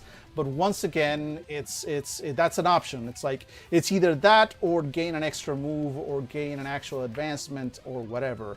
Like, they keep giving you stuff like that, and I feel like these should be separate systems. There should be something else. Like, do I want this? Give me a separate system to make this happen. Give me a separate system to gain a crew. Look at Penumbra City, where that reputation system and everything else is completely separate from the XP that actually gives your personal advancements, right? I don't like that you have to choose between this and this. That's not a good choice. And again, you've got a move that they don't even want you to use, so why is it there, right? And then Phoenix. On that note, full agreement on taking that move. Also, I played Numenera and never spent temp XP. Finding gradual advancement would be more helpful. No. Like, gradual advancement generally is always going to be more helpful in the long run. And with a slow disbursement of XP, it's almost always going to be better that way. From what I've seen, some of the Numenera games that are run the most like it feels like Numenera is supposed to be run, given the things they want you to do with those XP. Numenera games should be dropping XP on you fairly regularly. Like, your storyteller should be doing GM intrusions and handing out XP all the time to keep players on your toes, making things hard for them. They should be tempting them constantly. They should be, anytime they do something, they'll be like, hey, do you want an XP? Like stuff like that. They should be constantly giving the players opportunities to be getting more XP. And at the same time, constantly be giving players opportunities to spend that XP. Like, it's meant to be a flux, so that saving those 4 XP for the big advancement is a challenge. It's a legitimate challenge, not because you have to play for 4 sessions before you have that many XP by default. You could, in theory, gain that advancement that very same session, but you had to, because you are fighting for your life out there. You are adventuring. You are getting into trouble that only the luck that is represented by XP experience as an adventurer lets you get away with. So it might still take 2, 3, 4 sessions for your character to actually advance. Still the same sort of overall rate of advancement, but a much more exciting time getting there because of that flow of XP back and forth. And it is, to be fair, that's a hard balance to strike, right? So most GMs will probably default to just keeping the XP flow low, and then which is just going to encourage most players to do exactly that, not spend the temp XP and save them for advancement. But if the game is giving you all these other things you can do with XP, then that means the game wants you to have XP in a regular flow back and forth. There's supposed to be a more lively economy there. And that's I think one of the hard balancing points to get with Numenera. But when done right, a lot of fun because it means that things are exciting and challenging for your players. Your players are both doing things that earn them XP and taking risks and letting weird things happen to them that gather them XP, and then they're using those XP to get themselves out of the trouble that they sort of get themselves into, right? Let's see, Strogobus. I'm continually bouncing off PBTA systems, if only because they keep showing that their sense of scope feels muddled. They show archetypes and characters who have skills to influence things on a personal scale, and then they also have things that immediately deal with the sphere of influence to groups. So you're no longer playing an individual, but entire organizations. Played a mutant nano who constantly evolves, by the way. Oh, that's a good combo. That's a good combo. And yes, Strogobus, there is something like that. It is a little weird, and I think it's because PBTA games want that. They want to have emotional moves and emotional mechanics and emotional impacts.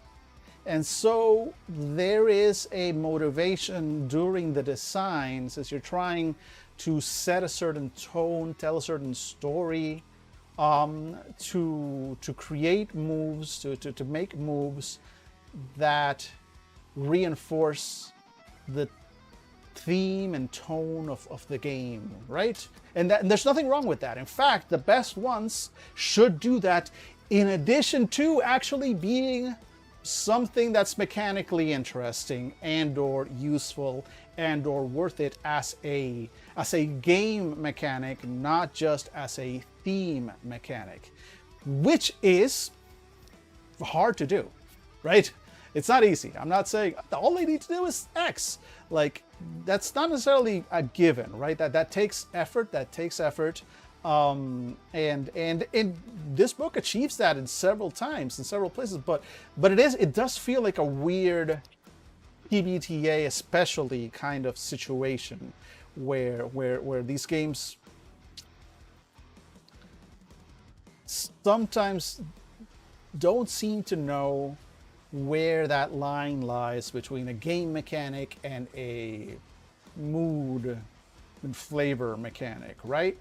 And when you ascribe sort of the same, because at the end of the day, you're still making a game, right? There are points to be spent. There are character sheets and slots to be filled. Like, you are playing a game, and there are in fact, nearly 233 pages of mechanics and setting and stuff, right? We're not just sitting, quote unquote, sitting around a table playing pretend. We're specifically playing this game with these rules. So it was designed for this. You've got, rules. There's a game. There should, like, your game mechanics need to interact with the game. I don't know. It's a difficult task. It's a difficult topic to really address, because at the same time, I'm not opposed. Like, I am a story gamer. I play games more for the story than the mechanics at all times. And I don't mind rules light games that have very few mechanics and it's mostly story and vibes. But it feels like a lot of PBTA games don't quite know what they are in terms of story versus mechanics. You're putting options that are mechanical options and options that are pure story flavor options, and you're giving them equal weight within your system. And that doesn't feel right to me. Maybe, again, might be just me, but it feels off. It feels off to me. I don't like it. Don't like it. No, sir. Don't like it. So let's continue, though. Maybe, again, I want this book to prove me wrong. Please, book, prove me wrong, because look at how badass you are. Maybe the meatmechs will turn me around. Maybe I'll keep bouncing off the system, but love the setting. and want to hack this into another system. Who knows? Let's find out. Wait. Sorry. Before I say that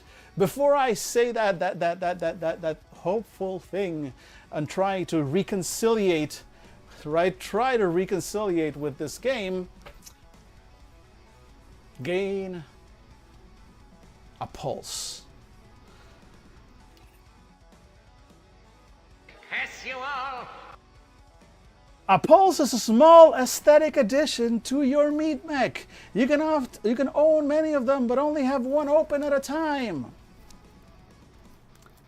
In the same as a basic improvement, I could increase a stat. I could choose another move, which might let me do a whole extra thing. Or I can put some shiny bling on my meat mech that has absolutely no impact, bearing, or use in the game.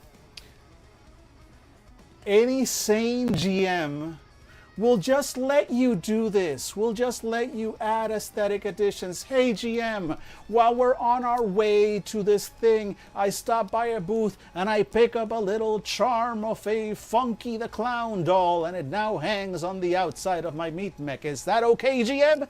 Yes, yes, I'm not going to require you to spend a fucking advancement just so you can get a little dangly bit on your meat mech, player. Thank you, GM. It's clear you don't hate me. No, I don't. But whoever wrote this does. Fucking hell. Like, no! No! Why? Why is that there? Why is that a thing that I can spend an advance on? No point to that. I am deeply unhappy. I need an anti-wow. I need a boo one. I'll see if I can make that. This one makes me angry. I'm sorry. Everything else, the crew and that stuff, at least this stuff is like, okay, fine.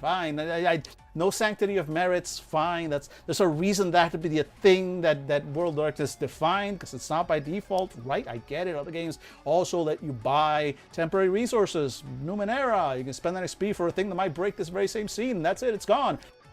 Fine. It's a thing at least. It has a use. It has an effect in the game. What the fuck?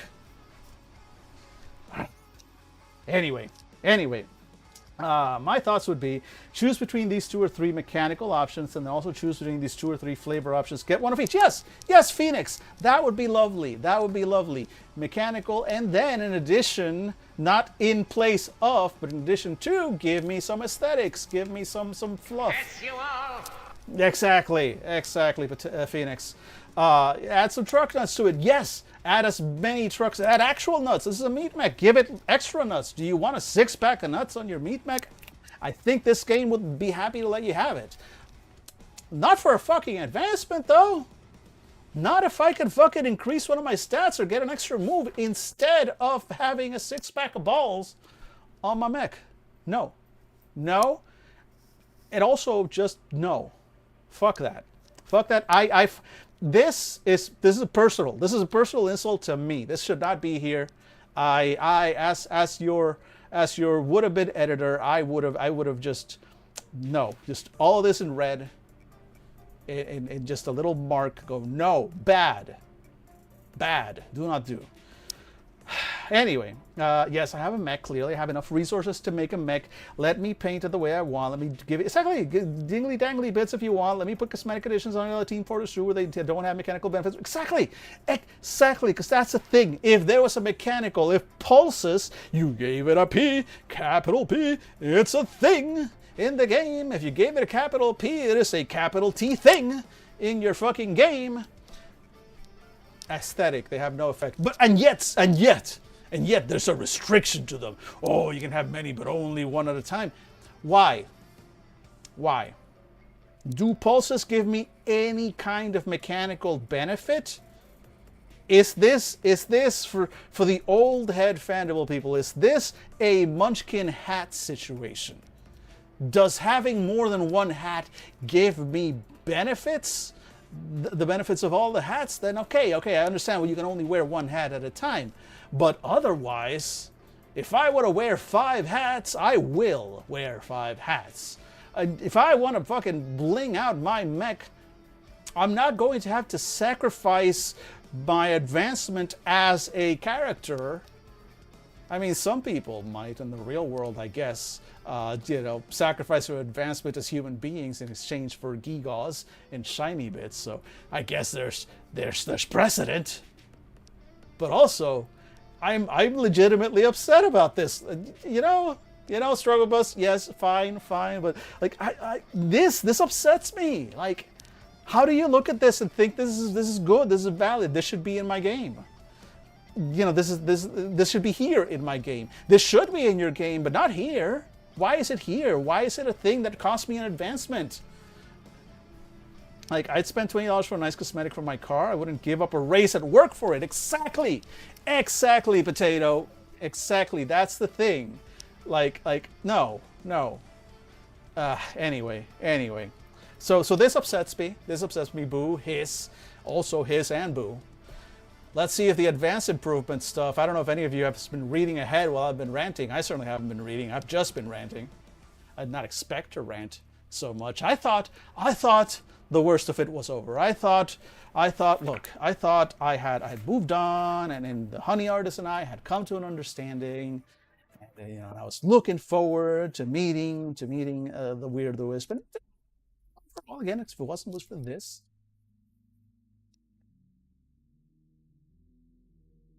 Impulses. That's rude. Just lack of respect, really. I'm gonna be perfectly honest with you all here. If it wasn't for the fact that I haven't got into the meatmechs yet, and I really, oh boy, the meatmechs are gonna either make or break this game for me. I may DNF this game. I keep running into so many things that make it obvious that despite the game wanting to be for me, despite like the vibes of the game appealing to me in a lot of ways, it may well end up being, you know what, I'm gonna need to bounce off this game. I may not be able to finish it. If that's the case, I'm going to be very sad about it. But also, like, if it's not for me, it's not for me. But it's a shame, because this really should be for me. Yes, anarchist, like, gay meat mechs fighting the power. Fuck yeah. This should be killing Nazis. Fuck yeah, this should be entirely in. But boy, am I bouncing off of this system and some of the design choices and character choices, advancement choices, that not choices but also just implementations that have been made. Again, why is this here? Why is this only for the untethered? Why is there I have so many questions about what happened with some of this design, what the thought processes were behind it, and I can only say, oh, maybe I'm missing something, maybe I'm wrong, so many times before I go like, maybe I am wrong, but also I'm not going to keep bashing my head against a game that's not for me, right? So, with that in mind, let's see. I want to at least get to the actual meat mechs and these mech moves and stuff, and see if I don't bounce off of this. Because look, here we got a whole bunch of sinew options, like you're building mechs and stuff. And I'm worried about this. Because we've got lots of options to build my mech here. And if we're going to see a whole bunch of options that are like, raise your nerve by 1, cool, set 1, get points. But then there's another option that's like, you feel better about yourself when the sun is out. No mechanics, that's just it. Then I'm gonna be upset. I hope I don't bounce off of this entirely. I want to like this setting, even if it means that I would never run this system. I would just basically take this setting and just like completely just rip off the system and play it with a system that I like better. Worst case scenario. But also at that point, then why am I buying this game, right? If it's just like, just give me your setting. So we'll see if I bounce off of this completely, but I do want to be honest that is kind of how I'm feeling at this point. It very much is. Every time I run into something like this, it makes me think, oh, I I'm not gonna have fun with this. There's so many little speed bumps, so many like again and again. This is not something I grok. This is not something I like. Why did you do this? Again and again and again and again. That I haven't run into any of the other games that I've looked at. Like almost every game, I usually run into something that's like that's not how I would have done it. I don't like that. You saw how hard I bounced off of the gunslinger, on Penumbra City, but overall, I like that. Here, there's so much to love, but I keep smacking my head into pulses. God damn it! All right, advanced improvement. And okay, already we're not improving things. I get it, and I've seen this with other games. What game did I see this recently with? I want to say actually here, Monster of the Week. One of the advancement options is basically retire to safety. I guess, and those are fine for the most part. Retire your character to safety, make a new one, blah blah blah. But always, those have always felt like pulses. Exactly. I might have to. How can I put this? Retiring your character as an explicit advancement, improvement, spend my last XP thing on. I think this is just a personal preference thing for me. I don't dig that. Don't like that approach. I don't think it's necessary. Because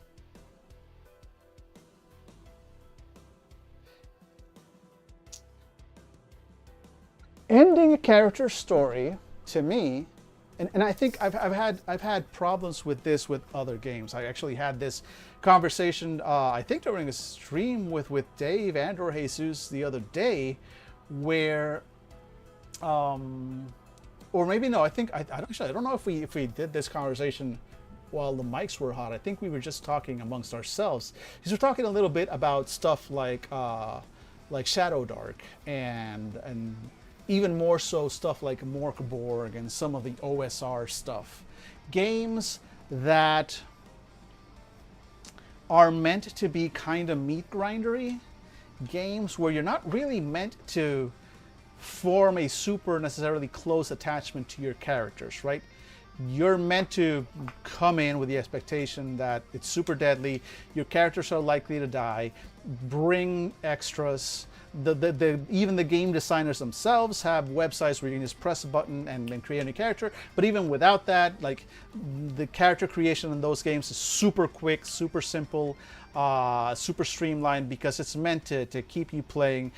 You're not meant to get attached to your characters. You're meant to make just a whole bunch of freaky little weirdos that are going to be delving into the dark and probably getting their asses handed to them.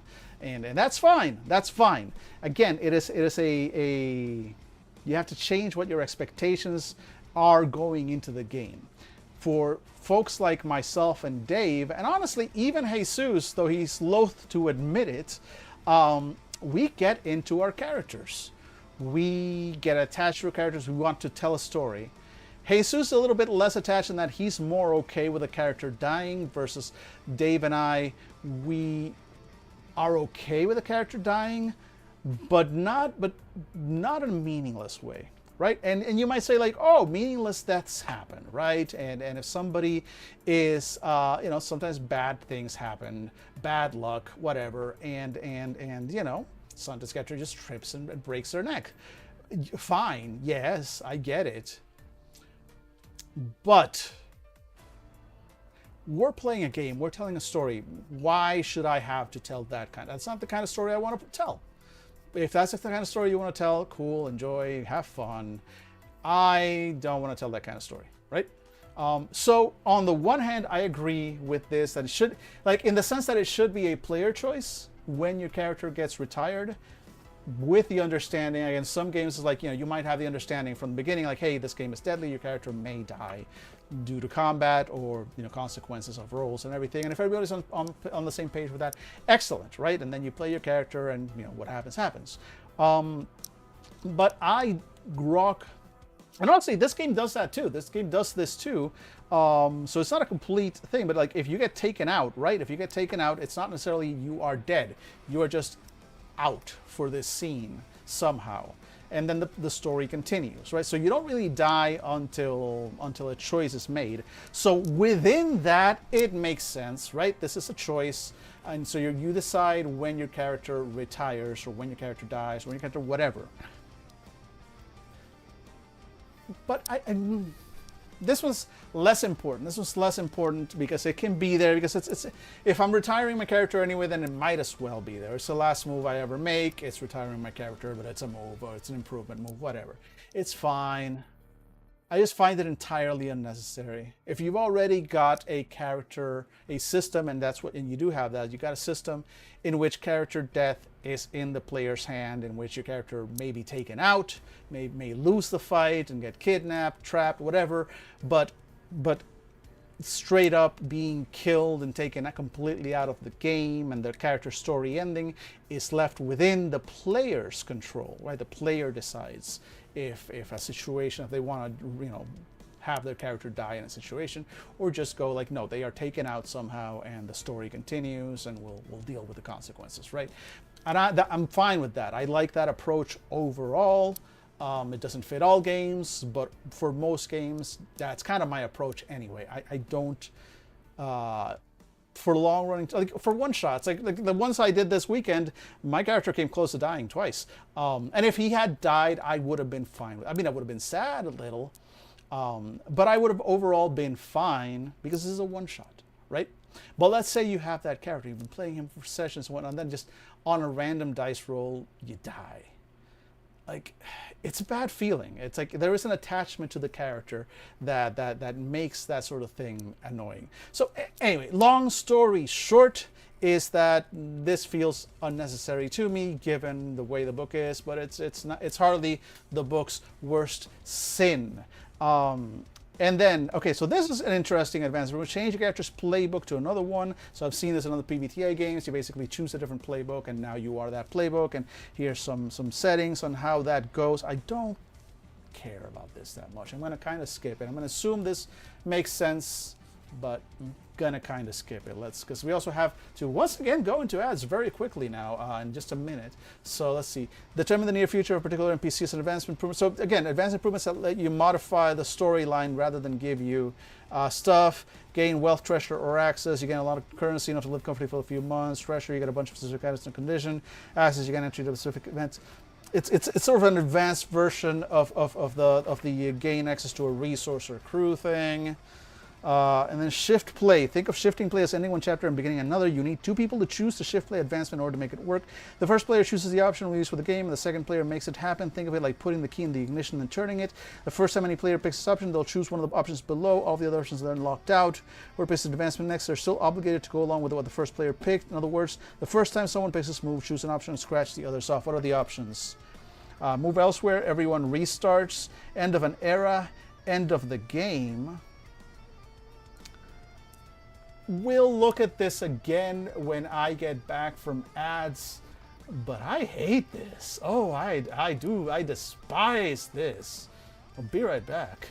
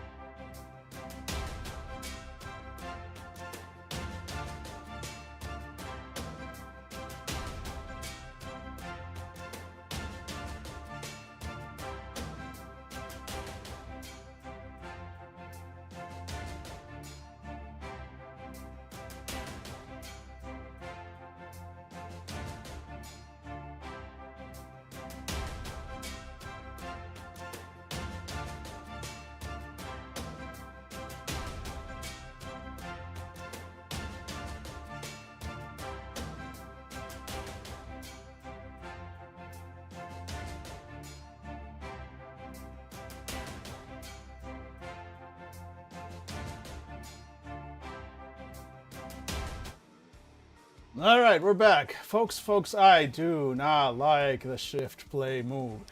Two players, all it takes is two players. One player, first of all, one player can choose to be a dick. And they can choose to pick the everyone restarts or end of the game option. And then the second player also chooses to be a dick and picks. I'm sorry. I'm sorry. I am not at my table. Just talk to me, guys. If you want to end the game, just talk to me. I'm not. No. You don't get to have two players go like, for my advancement, I choose to end the game. And the other one's like, yeah, for my advancement, I choose to confirm his. What if everybody else in the game, what if there's 6 players and everybody else is like, we're having fun with this game, we're in the middle of a story, so what the fuck? Or move elsewhere, or everyone restarts. We all have to make new characters. Yay! Another player decided that we're just all gonna have to make new characters. I was having fun with mine, but I guess they spent their advances, so now I have to make a new character. Fuck this shit! I'm sorry, no! What kind of fucking... No! What is this? Why is this... This should just be a conversation. No, I'm sorry. This should be a conversation. This should be a, hey GM, this is plot. Moves elsewhere is plot. We uproot entirely, changing the setting of the game to somewhere else. Hey, this just happens in game. Decide to do this. There's nothing stopping your players from going like, we pack our shit and we move to another city. Cool. Let's play that. That's going to be a couple of sessions of traveling to another city over the vast wastes of meat world and being meaty. Cool. It's not a fucking double advance. And then the rest of them are just insulting. Everyone restarts. End of an era. Finalize the stories being told among the OZs and NPCs. Have a time skip and start the next chapter with all new story. I consider this a refresh. No. No. You don't get to have just 2 players vote and then everybody else has to. That's not how this. For a game that's all about fighting the power and being anti-fascist and anti-authoritarian and all that, you're really gonna make it so the two players in a potential 6-player game have just the power to fucking no. Like, just talk to your GM if you want to end the game. Like. Oh my God, how did that make it to print? I hate this. I distinctly, no. This rule does not exist in my game. Fuck that shit. And just overall, I don't like any of the advanced improvement options. This is not advanced improvement. This is almost all of it. Stuff that should happen in character during an adventure. These are adventures. This is plot. This is not just I buy wealth. I buy access. No. Play this out. Get the access. Go earn it. This is completely skipping sessions of roleplay and adventure and the reason we play the game, so you can just say, I just have it. How is that fun? I hate everything within advanced improvement. This whole section can go away. I'm sorry to the writers of Extreme Meatpunks. Man, I want to love your game, but what are you doing here? What is this? What is this? Part 4. You're the bone machine.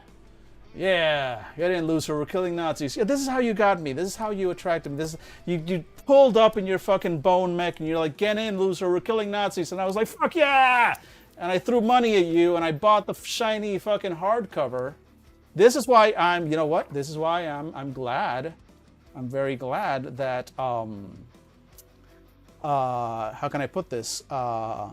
Jesus Christ.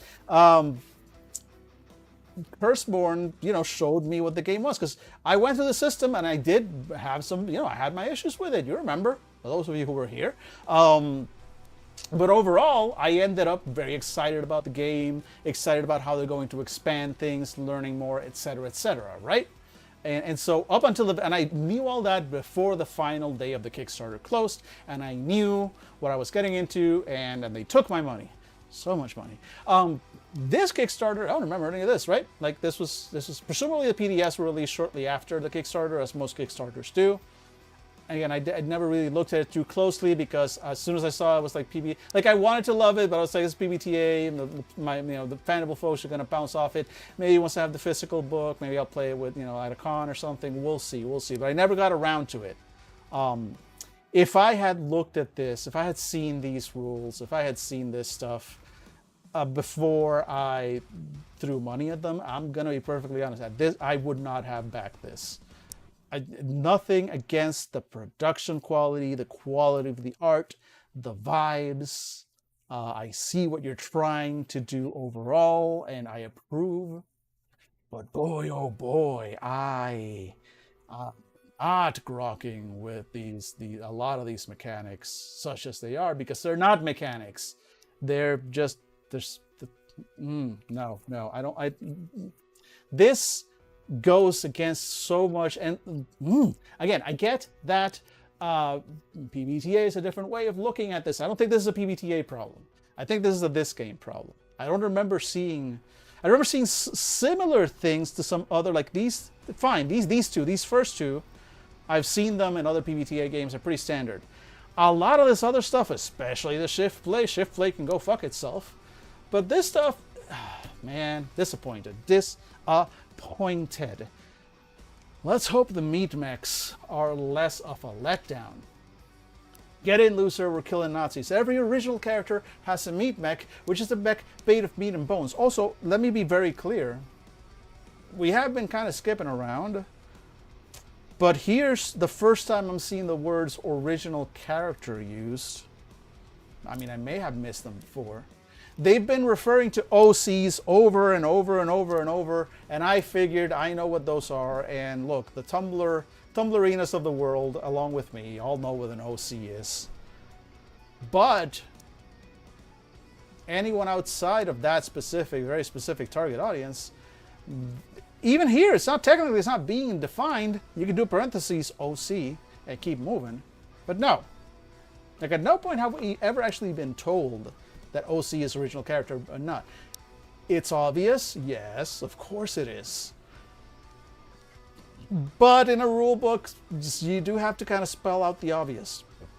Like, because, yeah, that is how rule books work. Because otherwise, some asshole, all right, some jackass is going to find a way to make you pay for this, basically. It's gonna happen. Sorry, just adjusting something here. Sorry, there we go. It looked like my little microphone base wasn't charging, but it is. All right, so let's keep going.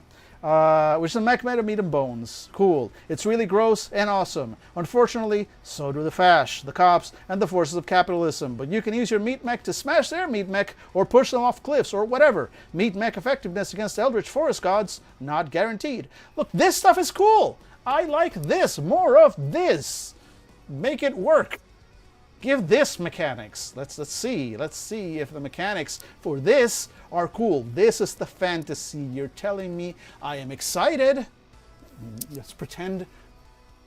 Hide from this. Pretend this never happened. Okay, this page is not real. Cover it up with Bluebeard's Bride. There is no shift up. All right, cool. Excited for Bluebeard's Bride later on. Cool. Let's make a mech. Let's see, if you leave something out, you leave it to interpretation. If you leave it to interpretation, a rules lawyer will find it precisely, Strugglebus. You're in my head. Making a mech. When a mommy and another mommy love each other very much, they go and work in a meat mine. Oh, give me a second. Sorry. They go and work in a meat mine, harvesting the very flesh of the dead god on which we all live. Oh my God, stop it. Sorry, I had a phone call coming in. I had to cancel it. Harvesting the very flesh of the dead god on which we all live in a semi-religious practice before treating it with formaldehyde and shipping it to a mech factory where it's injected with mutagens and transformed into a terrifying giant flesh robo-suit. For you, it's a little easier. You can just choose some stats and options and write them down. Cool. All right, let's build a mech. Let me get some water in me.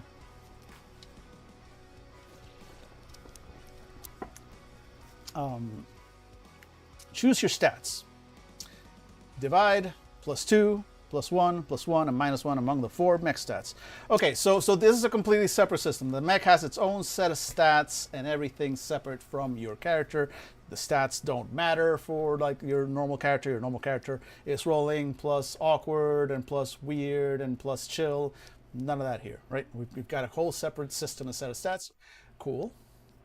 Let's see. Corpus, so that's your body, frame, stability, and hardiness. Sinew, your connection with the pilot is influenced by emotions. Nerve, their abilities, powers, and interactivity with the world. And viscera, their health, guts, and life. Corpus dictates how well you move, operate, function, and stay good on a more mechanical level. Your car may suck shit and the insides are all messed up, but you can still drive it around town even if you shouldn't. Sinew is how close you and your mech are. The better the sinew, the less likely things are to go fuck-shaped when you push your neck back onto the mech's nerve spike and hook up with it. Remember that sinew will fluctuate over play, but if it ever makes it to -3, your pilot blacks out and your mech goes feral. Rules for that can be found later in the chapter. Cool. Dig that. Nerve is just an overall stat that dictates how well the mech interacts with everything. Viscera dictates your health and how much damage you can withstand. All right, pretty straightforward, nothing too crazy there so far. Describe your mech. For each stat, pick options from the list below to customize your mech further. If a stat has +2 in it, you get to pick 3 options from the stat list. If it has +1, you get to pick 2. If it's -1, it only gets to pick 1 option. You're looking for an overall view of how your gross-ass mech looks and moves, so work with these descriptors until you get a vision for it in your head. Some are visual, some are scent-based, some work for other senses. That's fine. Just pick 1 or 2 that speak to you about the strongest and describe it further in your own words. What does it look like? What does it smell and sound like? How do the above descriptors apply? So this is cool. This is cool. These are just a whole bunch of descriptors that you can use for your mech based on the stats that it has, like chunky, cold, whispering, sugary, shy, smells like Christmas, painful, creamy, desperate, runny, acidic, rubbery, whatever. Cool. So far, like this, lots of flavor stuff. And now, pick your options. Choose some upgrades for your mech from the list below. Same rules as choosing descriptors. If a stat has +2 in it, it gets to pick 3 options from that stat. Pretty cool. I kind of dig this system that we're using to pick up. All those descriptors sound like they need a pulse improvement. Joy. Right.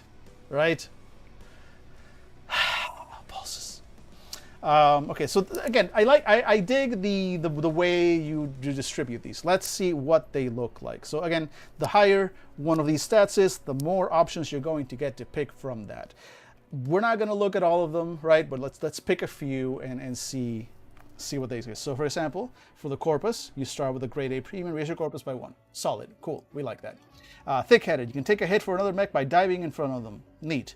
Psychic streak, when you take a hit, so these are basically kind of like options. When you take a hit, you gain insight into what hurt you. Ask the GM one question about it. They must answer honestly.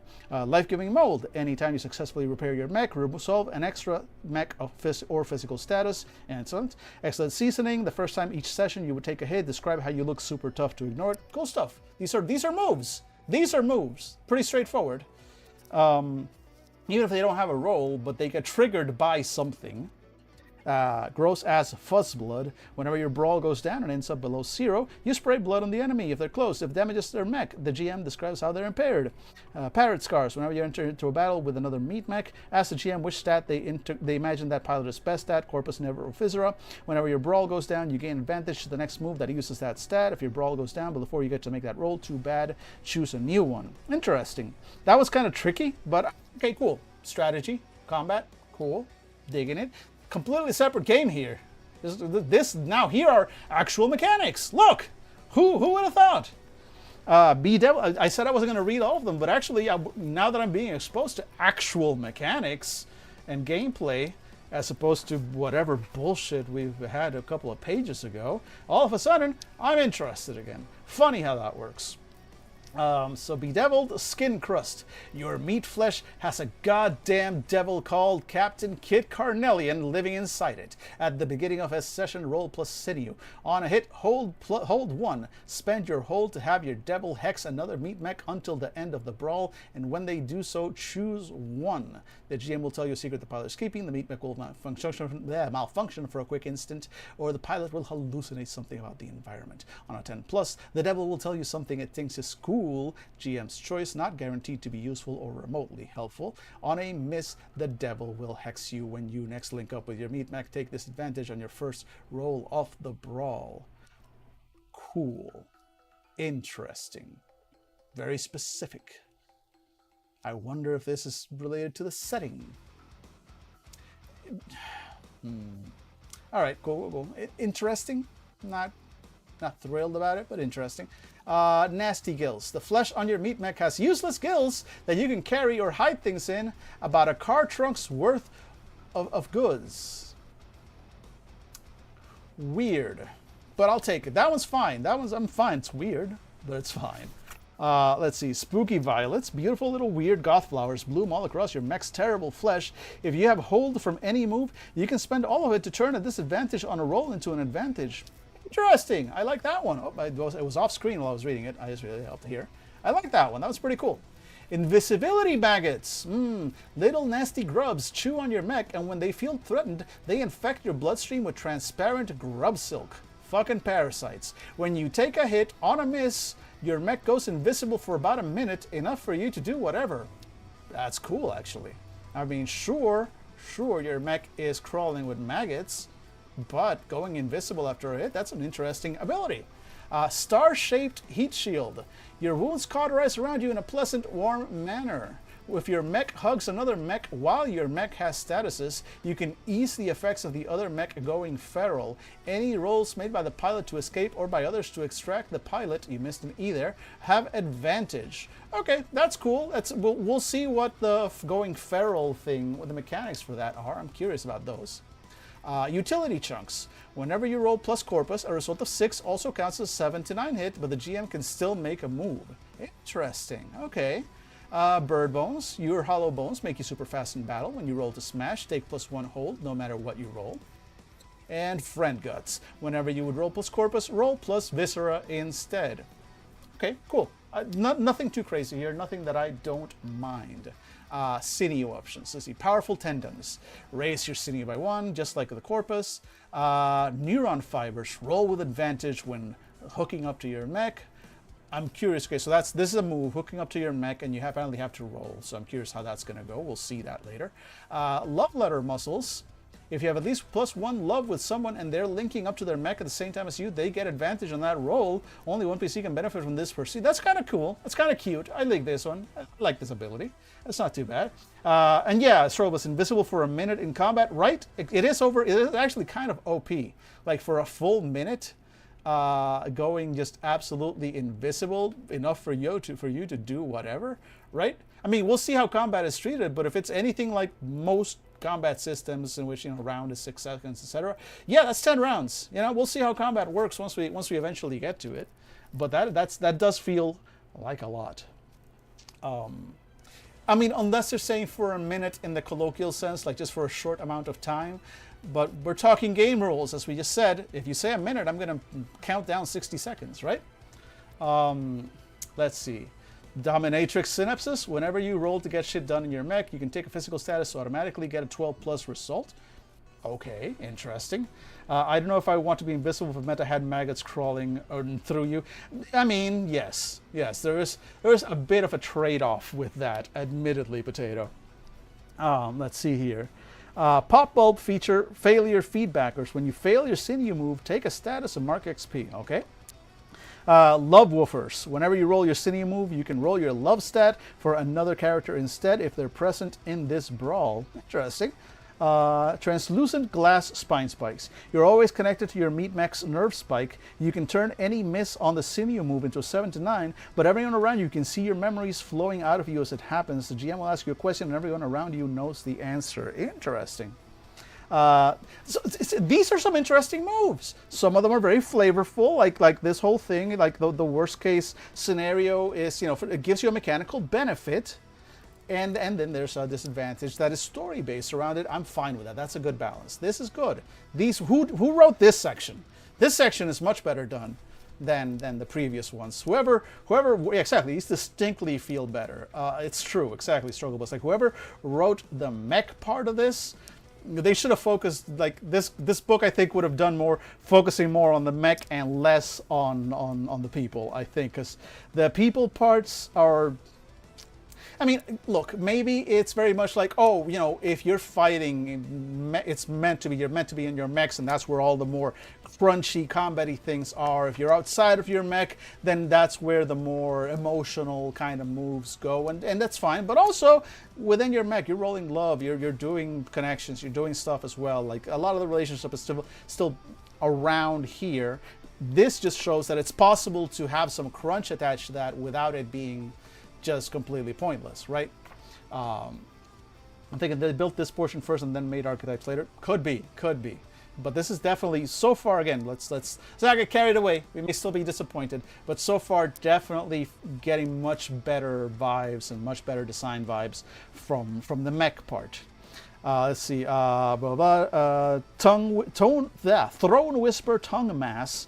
Roll your sinew move, but don't connect to your meat mech. Instead, on a hit, you cause anyone you can see to say a single sentence. They'll have no idea what they said or what's going on, and it'll take them a few minutes to realize they even said it. On a miss, they know you're nearby fucking with them. Cool. That's interesting move. Very specific effects. I kind of dig that. Bad Memory Enhancer. If you roll a 10 plus for your sinew move, you can instead make it a 7 to 9 and choose an opponent. They are overwhelmed with a bad memory as if they had blown their own sinew connection, and after the brawl, they can do nothing else until they focus on resolving that memory somehow. Kind of wild, but cool. Nostalgia Shake Intestine. A funnel of liquefied, bittersweet memories churns in your mech's guts, pouring from a big intestinal straw when you need a good sip. When you spend time slurping it down, resolve a mental status. More memories need about 24 hours to brew after you drink. Other people can drink your memories, but it doesn't do the same thing for them. Still, it can be sweet to learn about someone. It'd be gross, but also kind of cool. I'd like this, and it's got some actual in-game benefits. It also has some story, you know, like you can do this as a scene, as a romance scene where, like, you know, they taste your mech's intestine juice, and they get to share some of your memories. And I can, yeah, sure that this fits. This move alone, how to introduce drama into her, yes, but also like look, this move here, this is perfect. This is so good. This is a move that has an in-game effect, a mechanical in-game effect when I do it, is very much thematic and in theme. In fact, it's the kind of thing that would only happen in this game, because other mech games are not going to have you drink your mech's juices, let me tell you that much. And it also has a sort of just pure sort of storytelling, like a reason to do this that is not mechanical, that is flavorful and storyful and all that stuff. It's everything. It's all those things. Like, see? It's possible. You can do it, game designers. I know you're capable of good shit, because here, no.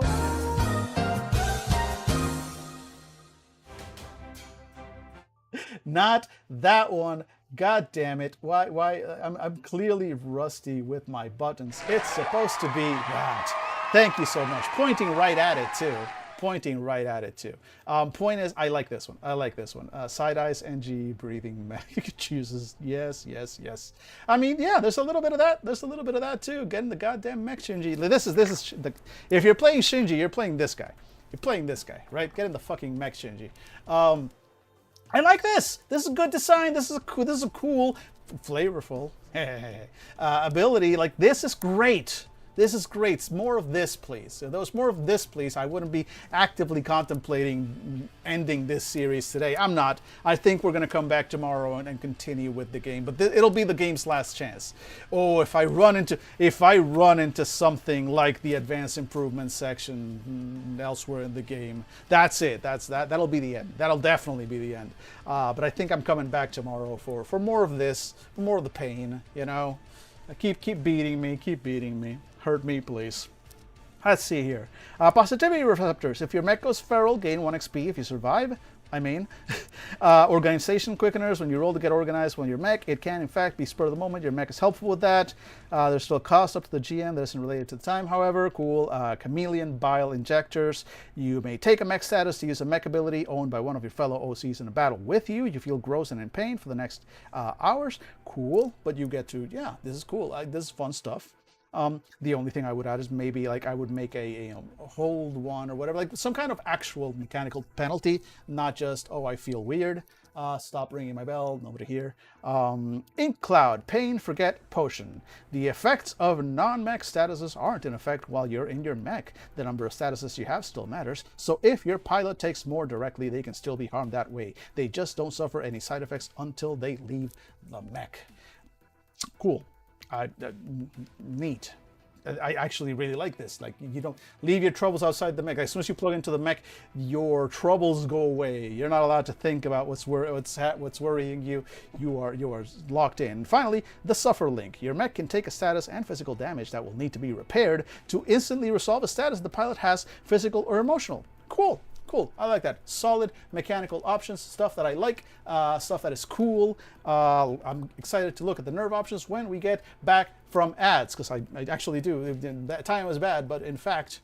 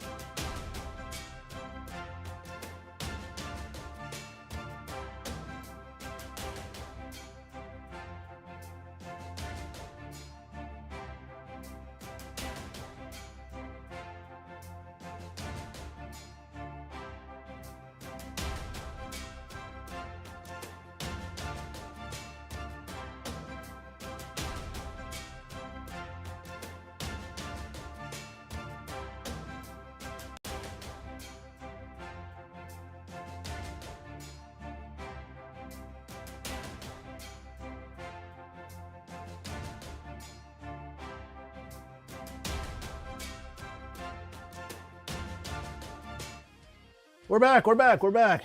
Hey, folks. All right, let's check the nerve options now. We've got two more. Let's see, can we get through all the nerve and all the viscera options? I think so. And then we got, let's see, weapons.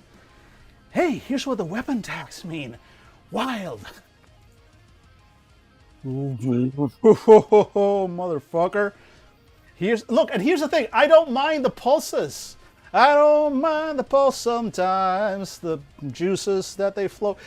I don't mind the existence of this. I'm just fundamentally opposed to having to waste a fucking advance on you can make your meat mech smell like whatever you like, just a kind of off version of whatever it is. Or I could increase one of my stats. That's some bullshit right there, folks. And then, okay, so that looks like tomorrow we're going to be looking at mech status, repairing, and moves. I think we're going to get to those tomorrow because just at the rate I usually go at, right? We'll see. Let's look at the nerve options First option, delicate feelers, raise your nerve by 1, the standard stuff. Scar tissue feedback subsystem. You can take a physical status to re-roll any roll that uses plus nerve while inside your mech. Cool. Basic stuff that you can you can spend the resource to get a benefit. That's cool. 1,000 fingers. Your gross ass hands or whatever you have that counts for them are built to do 2 things at once. Roll for each thing, if applicable. Cool. That's actually pretty powerful. Lets you do 2 actions at once. Brain stems. Once per session, you can treat a roll with plus nerve as if it were 1 degree higher and miss because 79. Okay, that's very cool. Slime bubble connective tissue. Instead of rolling plus nerve while in your meat mech, you can roll plus guts instead if doing something physical and rough, or plus attention if doing something delicate or small. Cool. Suckerfish tendrils. You can lower an ally's nerve to increase your own 1 for 1. If you take their nerve down to 0 or below this way, their meat mech malfunctions and they have to bow out of the brawl. Cool. Magician slime. Once per session, you can re-roll a single die after making a nerve roll. Also, you get covered in Magician Slime! Editor's note, it is unclear what Magician Slime does or what the long-term effects are. Please don't ask, it is not in the rulebook. That's cute. That's cute. That's very cute. And I hate it. Fuck you. No. No, that's not how that works. That's not... No! Like, cute stuff like this, either the game is all like that, or leave it to just flavor stuff. Like, there's some mechanics, sure, re-roll the thing, but then everything else, what is Magician Slime? What?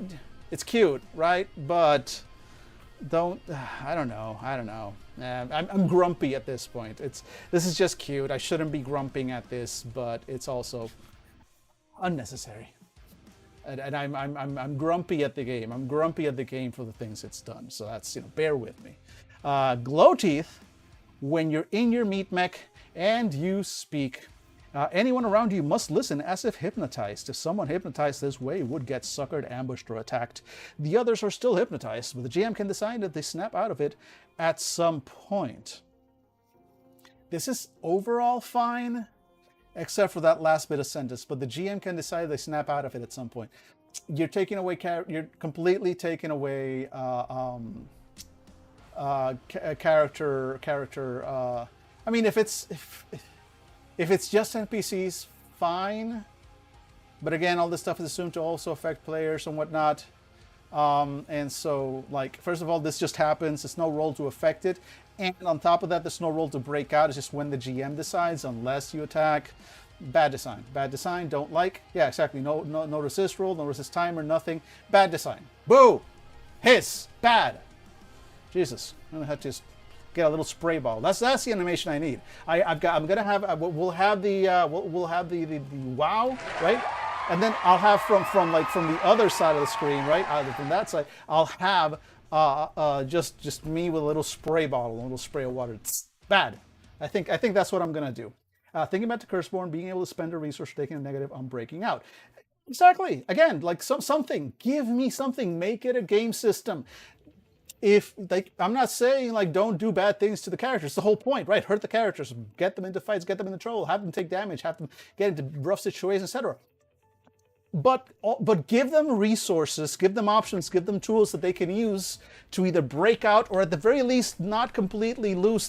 This is the worst kind. This is the worst kind of doing something to a character, literally taking away your character's ability to do anything, their will. You're hypnotized. Is why I'm so big on mind control stuff and not liking that, because at that point it's oh, you took my character away and now you're playing my character. It's no. You get to play them, but you have to do exactly what I say. No, here's my character sheet. Here's my character sheet. Play my character. Let me know when the power ends. I can't do anything. I can't roll. I can't choose to do anything until the GM says, GM, give me a heads up when I can come back. I'm going to go to the bodega and I'm going to pick up some snacks because there's no point to me being in the game while this is in effect. That's the problem there. That's my problem with that. And if you think, oh, but players, that won't happen. That won't happen. You're describing a worst case scenario. No, I'm describing a pretty fucking common scenario. And there are a lot of players. Look, man, Tell me here on chat. Tell me, has that ever happened to you? Like we've all had, like especially games where like something happens and your character's not in that scene, not involved, whatever. Your character has nothing to do in that scene. You check out. You check out. You go and get a snack or or have a cigarette or get high or whatever, right? But you tend to check out. That's poison. Like your game, it's not impossible to avoid, right? It's not impossible to like. Or rather, it's impossible to not 100% have that, right? In any game that goes on long enough, scenes will sometimes focus on one or two characters, and the other characters may get a little bit left out, and that's fine. That's fine. You're telling stories. Sometimes one player gets to shine. Although I get it. That's a natural ebb and flow of story. Big difference between I activate this power, and now all of you have nothing to do. Unless you do exactly what I tell you. This is ridiculous. This is ridiculous. It should not be here. Bad spray bottle. I'm gonna have to get that. 100% fill like that. Yeah, wait a week. Because lucky enough to have a wacky weekly game. Only to sit there and watch the entire scene go by, making me 2 more rolls the entire session, and then go home. Yeah, exactly, and that sucks. Nobody likes that. Nobody likes that. And so giving mechanics that are going to create moments like that. Why would you do that to yourself? Why would you do it to the players? That's no, and also no, right? Let's see. Overly moist second tongue. When you're in your mech and you speak, roll plus nerve on a 10 plus. Anyone who can hear you can't break away for as long as you speak to them and must pay attention. See, this one actually requires a roll at least. This is stupid. This is okay. Same thing. Also, why are they both here? The immediate impression is that they have a similar effect. On a plus 10, they must pay attention, distracted, trying anything else. On a 79, only one person is distracted and only until somebody attacks them. On a miss, you yourself become distracted at the echo of your own words. The promise of what could be. Roll with disadvantage against your intended target. Okay, why do both these moves exist? Why do both these moves exist? Because they basically do the same thing, but one of them is an OP power move that the moment I open this, I do this, and everybody sees my glow teeth when I'm talking. Everybody's just mesmerized, no roll, and GM's the only one that decides when it ends. Or a fairly reasonable, all right, cool, you activate your overly moist second tongue, and you roll this, and these are the effects, and they're very similar to this, but there's limitations. On a 10 plus, you get multiple V1, 79, 1%. Like this one makes sense. Why are both of these here? Why is this a duplicate, and why does this exist in the first place? This is stupid, bad. Again, Jesus Christ. Should be the same effect with cosmetic differences on how it matters. Exactly. Like, what's going on here? Like, did two people write this? Like, did the same person write this and just kind of forget that he had just written the same ability but stupider? Like, was this supposed to be this? Like, we wrote this and it's like, that's stupid. Wait, no, this is the actual system and it should be. And then you left both? What happened here? Consider, I'm looking at the time. I don't think we're even going to get to the Viscera options. I'm just going to finish here and then kind of wrap up, I think, because we're already at 4:52. Bioluminescent vomit slime familiar. Hey, look, a familiar! We've done so well with familiars before. Who's excited to see what they do with familiars now? Yeah, they are both together, but they don't appear to be in any particular order. Yeah, no, it's weird. It's weird. Let's see. Your mech can vomit up a little basketball-sized puke buddy called James Stewart. No relation to the actor James Stewart, who existed in Meat World but wasn't famous because movies haven't been invented here yet. Who will stay at a spot of your choosing once per brawl. When it's your turn in a brawl, you can have it explode in a sticky mess, slowing down everyone near it. Fine.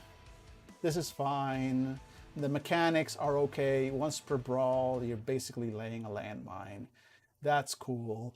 The whole Jim Stewart's thing, it's just like the cuteness here with Magician Slime. It's cute, but almost feels a little... I don't know, again, maybe I'm just grumpy at the game right now because of what I'm seeing here. But also, it feels like a tonal, like... Game, you haven't earned the right to make these jokes, you know? The tone of the game isn't there. for these little cutesy comments. They feel like real casual, right? But they are not. I don't know. It doesn't feel like it fits in the game. Like it's because they're not jokes written for the game. They're jokes written for the player. Like, oh, James Stewart, no relation to the actor James Stewart, who assisted in Meat World, but movies haven't been invented here. Ha ha ha ha. First of all, it's kind of a dumb joke. I'm sorry. It is. It's not a great joke. And also just I don't know. I'm feeling disappointed, man. Anyway, cereal fingers. When you're near any kind of complicated technology, computers, antennae, weird devices, your mech can absorb them, physical and elemental, into itself. Give up your action for the turn and the technology is destroyed, mangled by your mech. The GM will tell you 2 things that the mech could do in its old form. Pick one and it happens. Or if you don't like either, ask the GM for a secret only the tech would know. That's cool. That's cool. But it feels like it needs a system. I, as a GM, I see this and I go, like I'm doing now, cool, but give me some guidance. 2 things the tech could do in its old form. Pick one and it happens. If you don't like either, ask for a secret only the tech would know. I'd like some examples. Otherwise, it's cool. It's fun. It could do some interesting things. I can see it. But I wish we would gotten some more guidance on that. That's my only complaint for that one. Ouroboros pricklers. You can feel exactly what your mech is doing to other mechs, though over time you have managed to dull that constant pain. The first time you take a mech status each session, increase your sinew by 1. Okay, interesting, cool.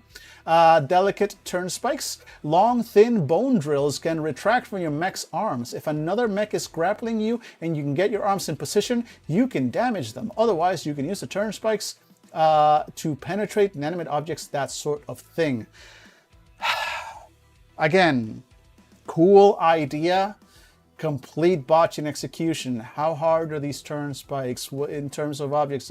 Long, thin bone drills. Okay, but how again, can I drill? No, there's no metal in this world, but like, give me some guidance on how powerful these actually are. Like, I don't know. Like, we'll see once we get to. I mean, nothing here has said like, oh, do X amount of damage. Let's see how combat works, which we'll see tomorrow.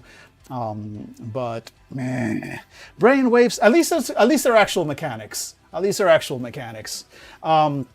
Brainwave snappers. When you roll to get shit done in your mech, a result of 6 causes 7 damage. The gem stole. Okay, we saw a similar thing with the other one. Meaty display of skill. When you roll to get shit done in your mech, no matter what you roll, you still get to pick someone present who is impressed, scared, or in awe. Your chose, but not an OC. Interesting. Also, first time I've seen something like that where they explicitly exclude the other OC. So I think maybe, might have seen it just once. Good. But also makes me realize how much other abilities like this one doesn't exclude, this one up here doesn't exclude OCs, for example. So, you know. Protection clickers. At the beginning of a session, take 1 hold whenever you roll plus nerve while in your mech, and the result would damage your mech. You may spend your hold not to take a status. Useful, neat, interesting, basic mechanics, cool, solid, good thing. We ended on a high note. We'll get to the Viscera options tomorrow, folks. Let me go ahead and switch over to here. Folks, thanks so much for hanging out as always. It's almost 5 p.m., so I'm going to start wrapping things up. But while I do, thank you as always for hanging out. Those of you who, if anybody was able to tune into the weekend streams, thanks so much for that. But those were absolute blast, and I'm looking forward to hopefully guesting on more shows, because those are a lot of fun. But in the meantime, tomorrow I will be back to do more of my bullshit. Here is my schedule. I don't know if that'll go out. No, it appears I've lost my Twitch integration with my buttons, which is annoying. So I'm just going to manually... there we go. That did it. Thank you, Strolobus. Appreciate that. I will be back tomorrow, 2 p.m. Eastern, as usual. We'll continue looking at... I want to see the rest of these mech options and the actual mech combat, and the mech moves and whatnot. And then once we do that, then we're gonna make a decision. And I might actually kind of just like take a little bit of a look at these just on my own time first. And see exactly, and then pass judgment, right? And then pass judgment and see if I want to go through the rest of this book. I suspect what's going to happen is that we're going to end up just skipping through a lot of the book and getting some ideas, looking at some of the creatures and enemies that we were supposed to do, look at the GM section a little bit. There's some freaky stuff in here that's interesting. Like, let's see. We'll see how the rest of the game looks. But oof, definitely there's some parts on it where I'm not sure what the game designers are thinking on those particular selections. But hey, you know, to everyone their game. They might be amazing choices for a different game than the one I want to run. We'll see. Otherworld, though, I like the vibes, and who knows? Maybe system aside, maybe the setting will absolutely wow us. I hope so. I want it to. Right? We'll see. I try to approach these games with a lot of love in my heart. But boy, oh boy, when the rules are just, you know, I can't hold back. I call them like I see them, unfortunately. So that's that. Folks, thanks as always for hanging out, for letting me yell just incoherently about indie tabletop RPGs for 3 hours at a time on weekdays. I will be back tomorrow on my bullshit to continue that. See you then. Have yourselves an absolutely wonderful time zone no matter where you are. And yeah, looking forward to tomorrow. And look, bye. I'm not be right back. Just a straight up end. Here we go. Bye.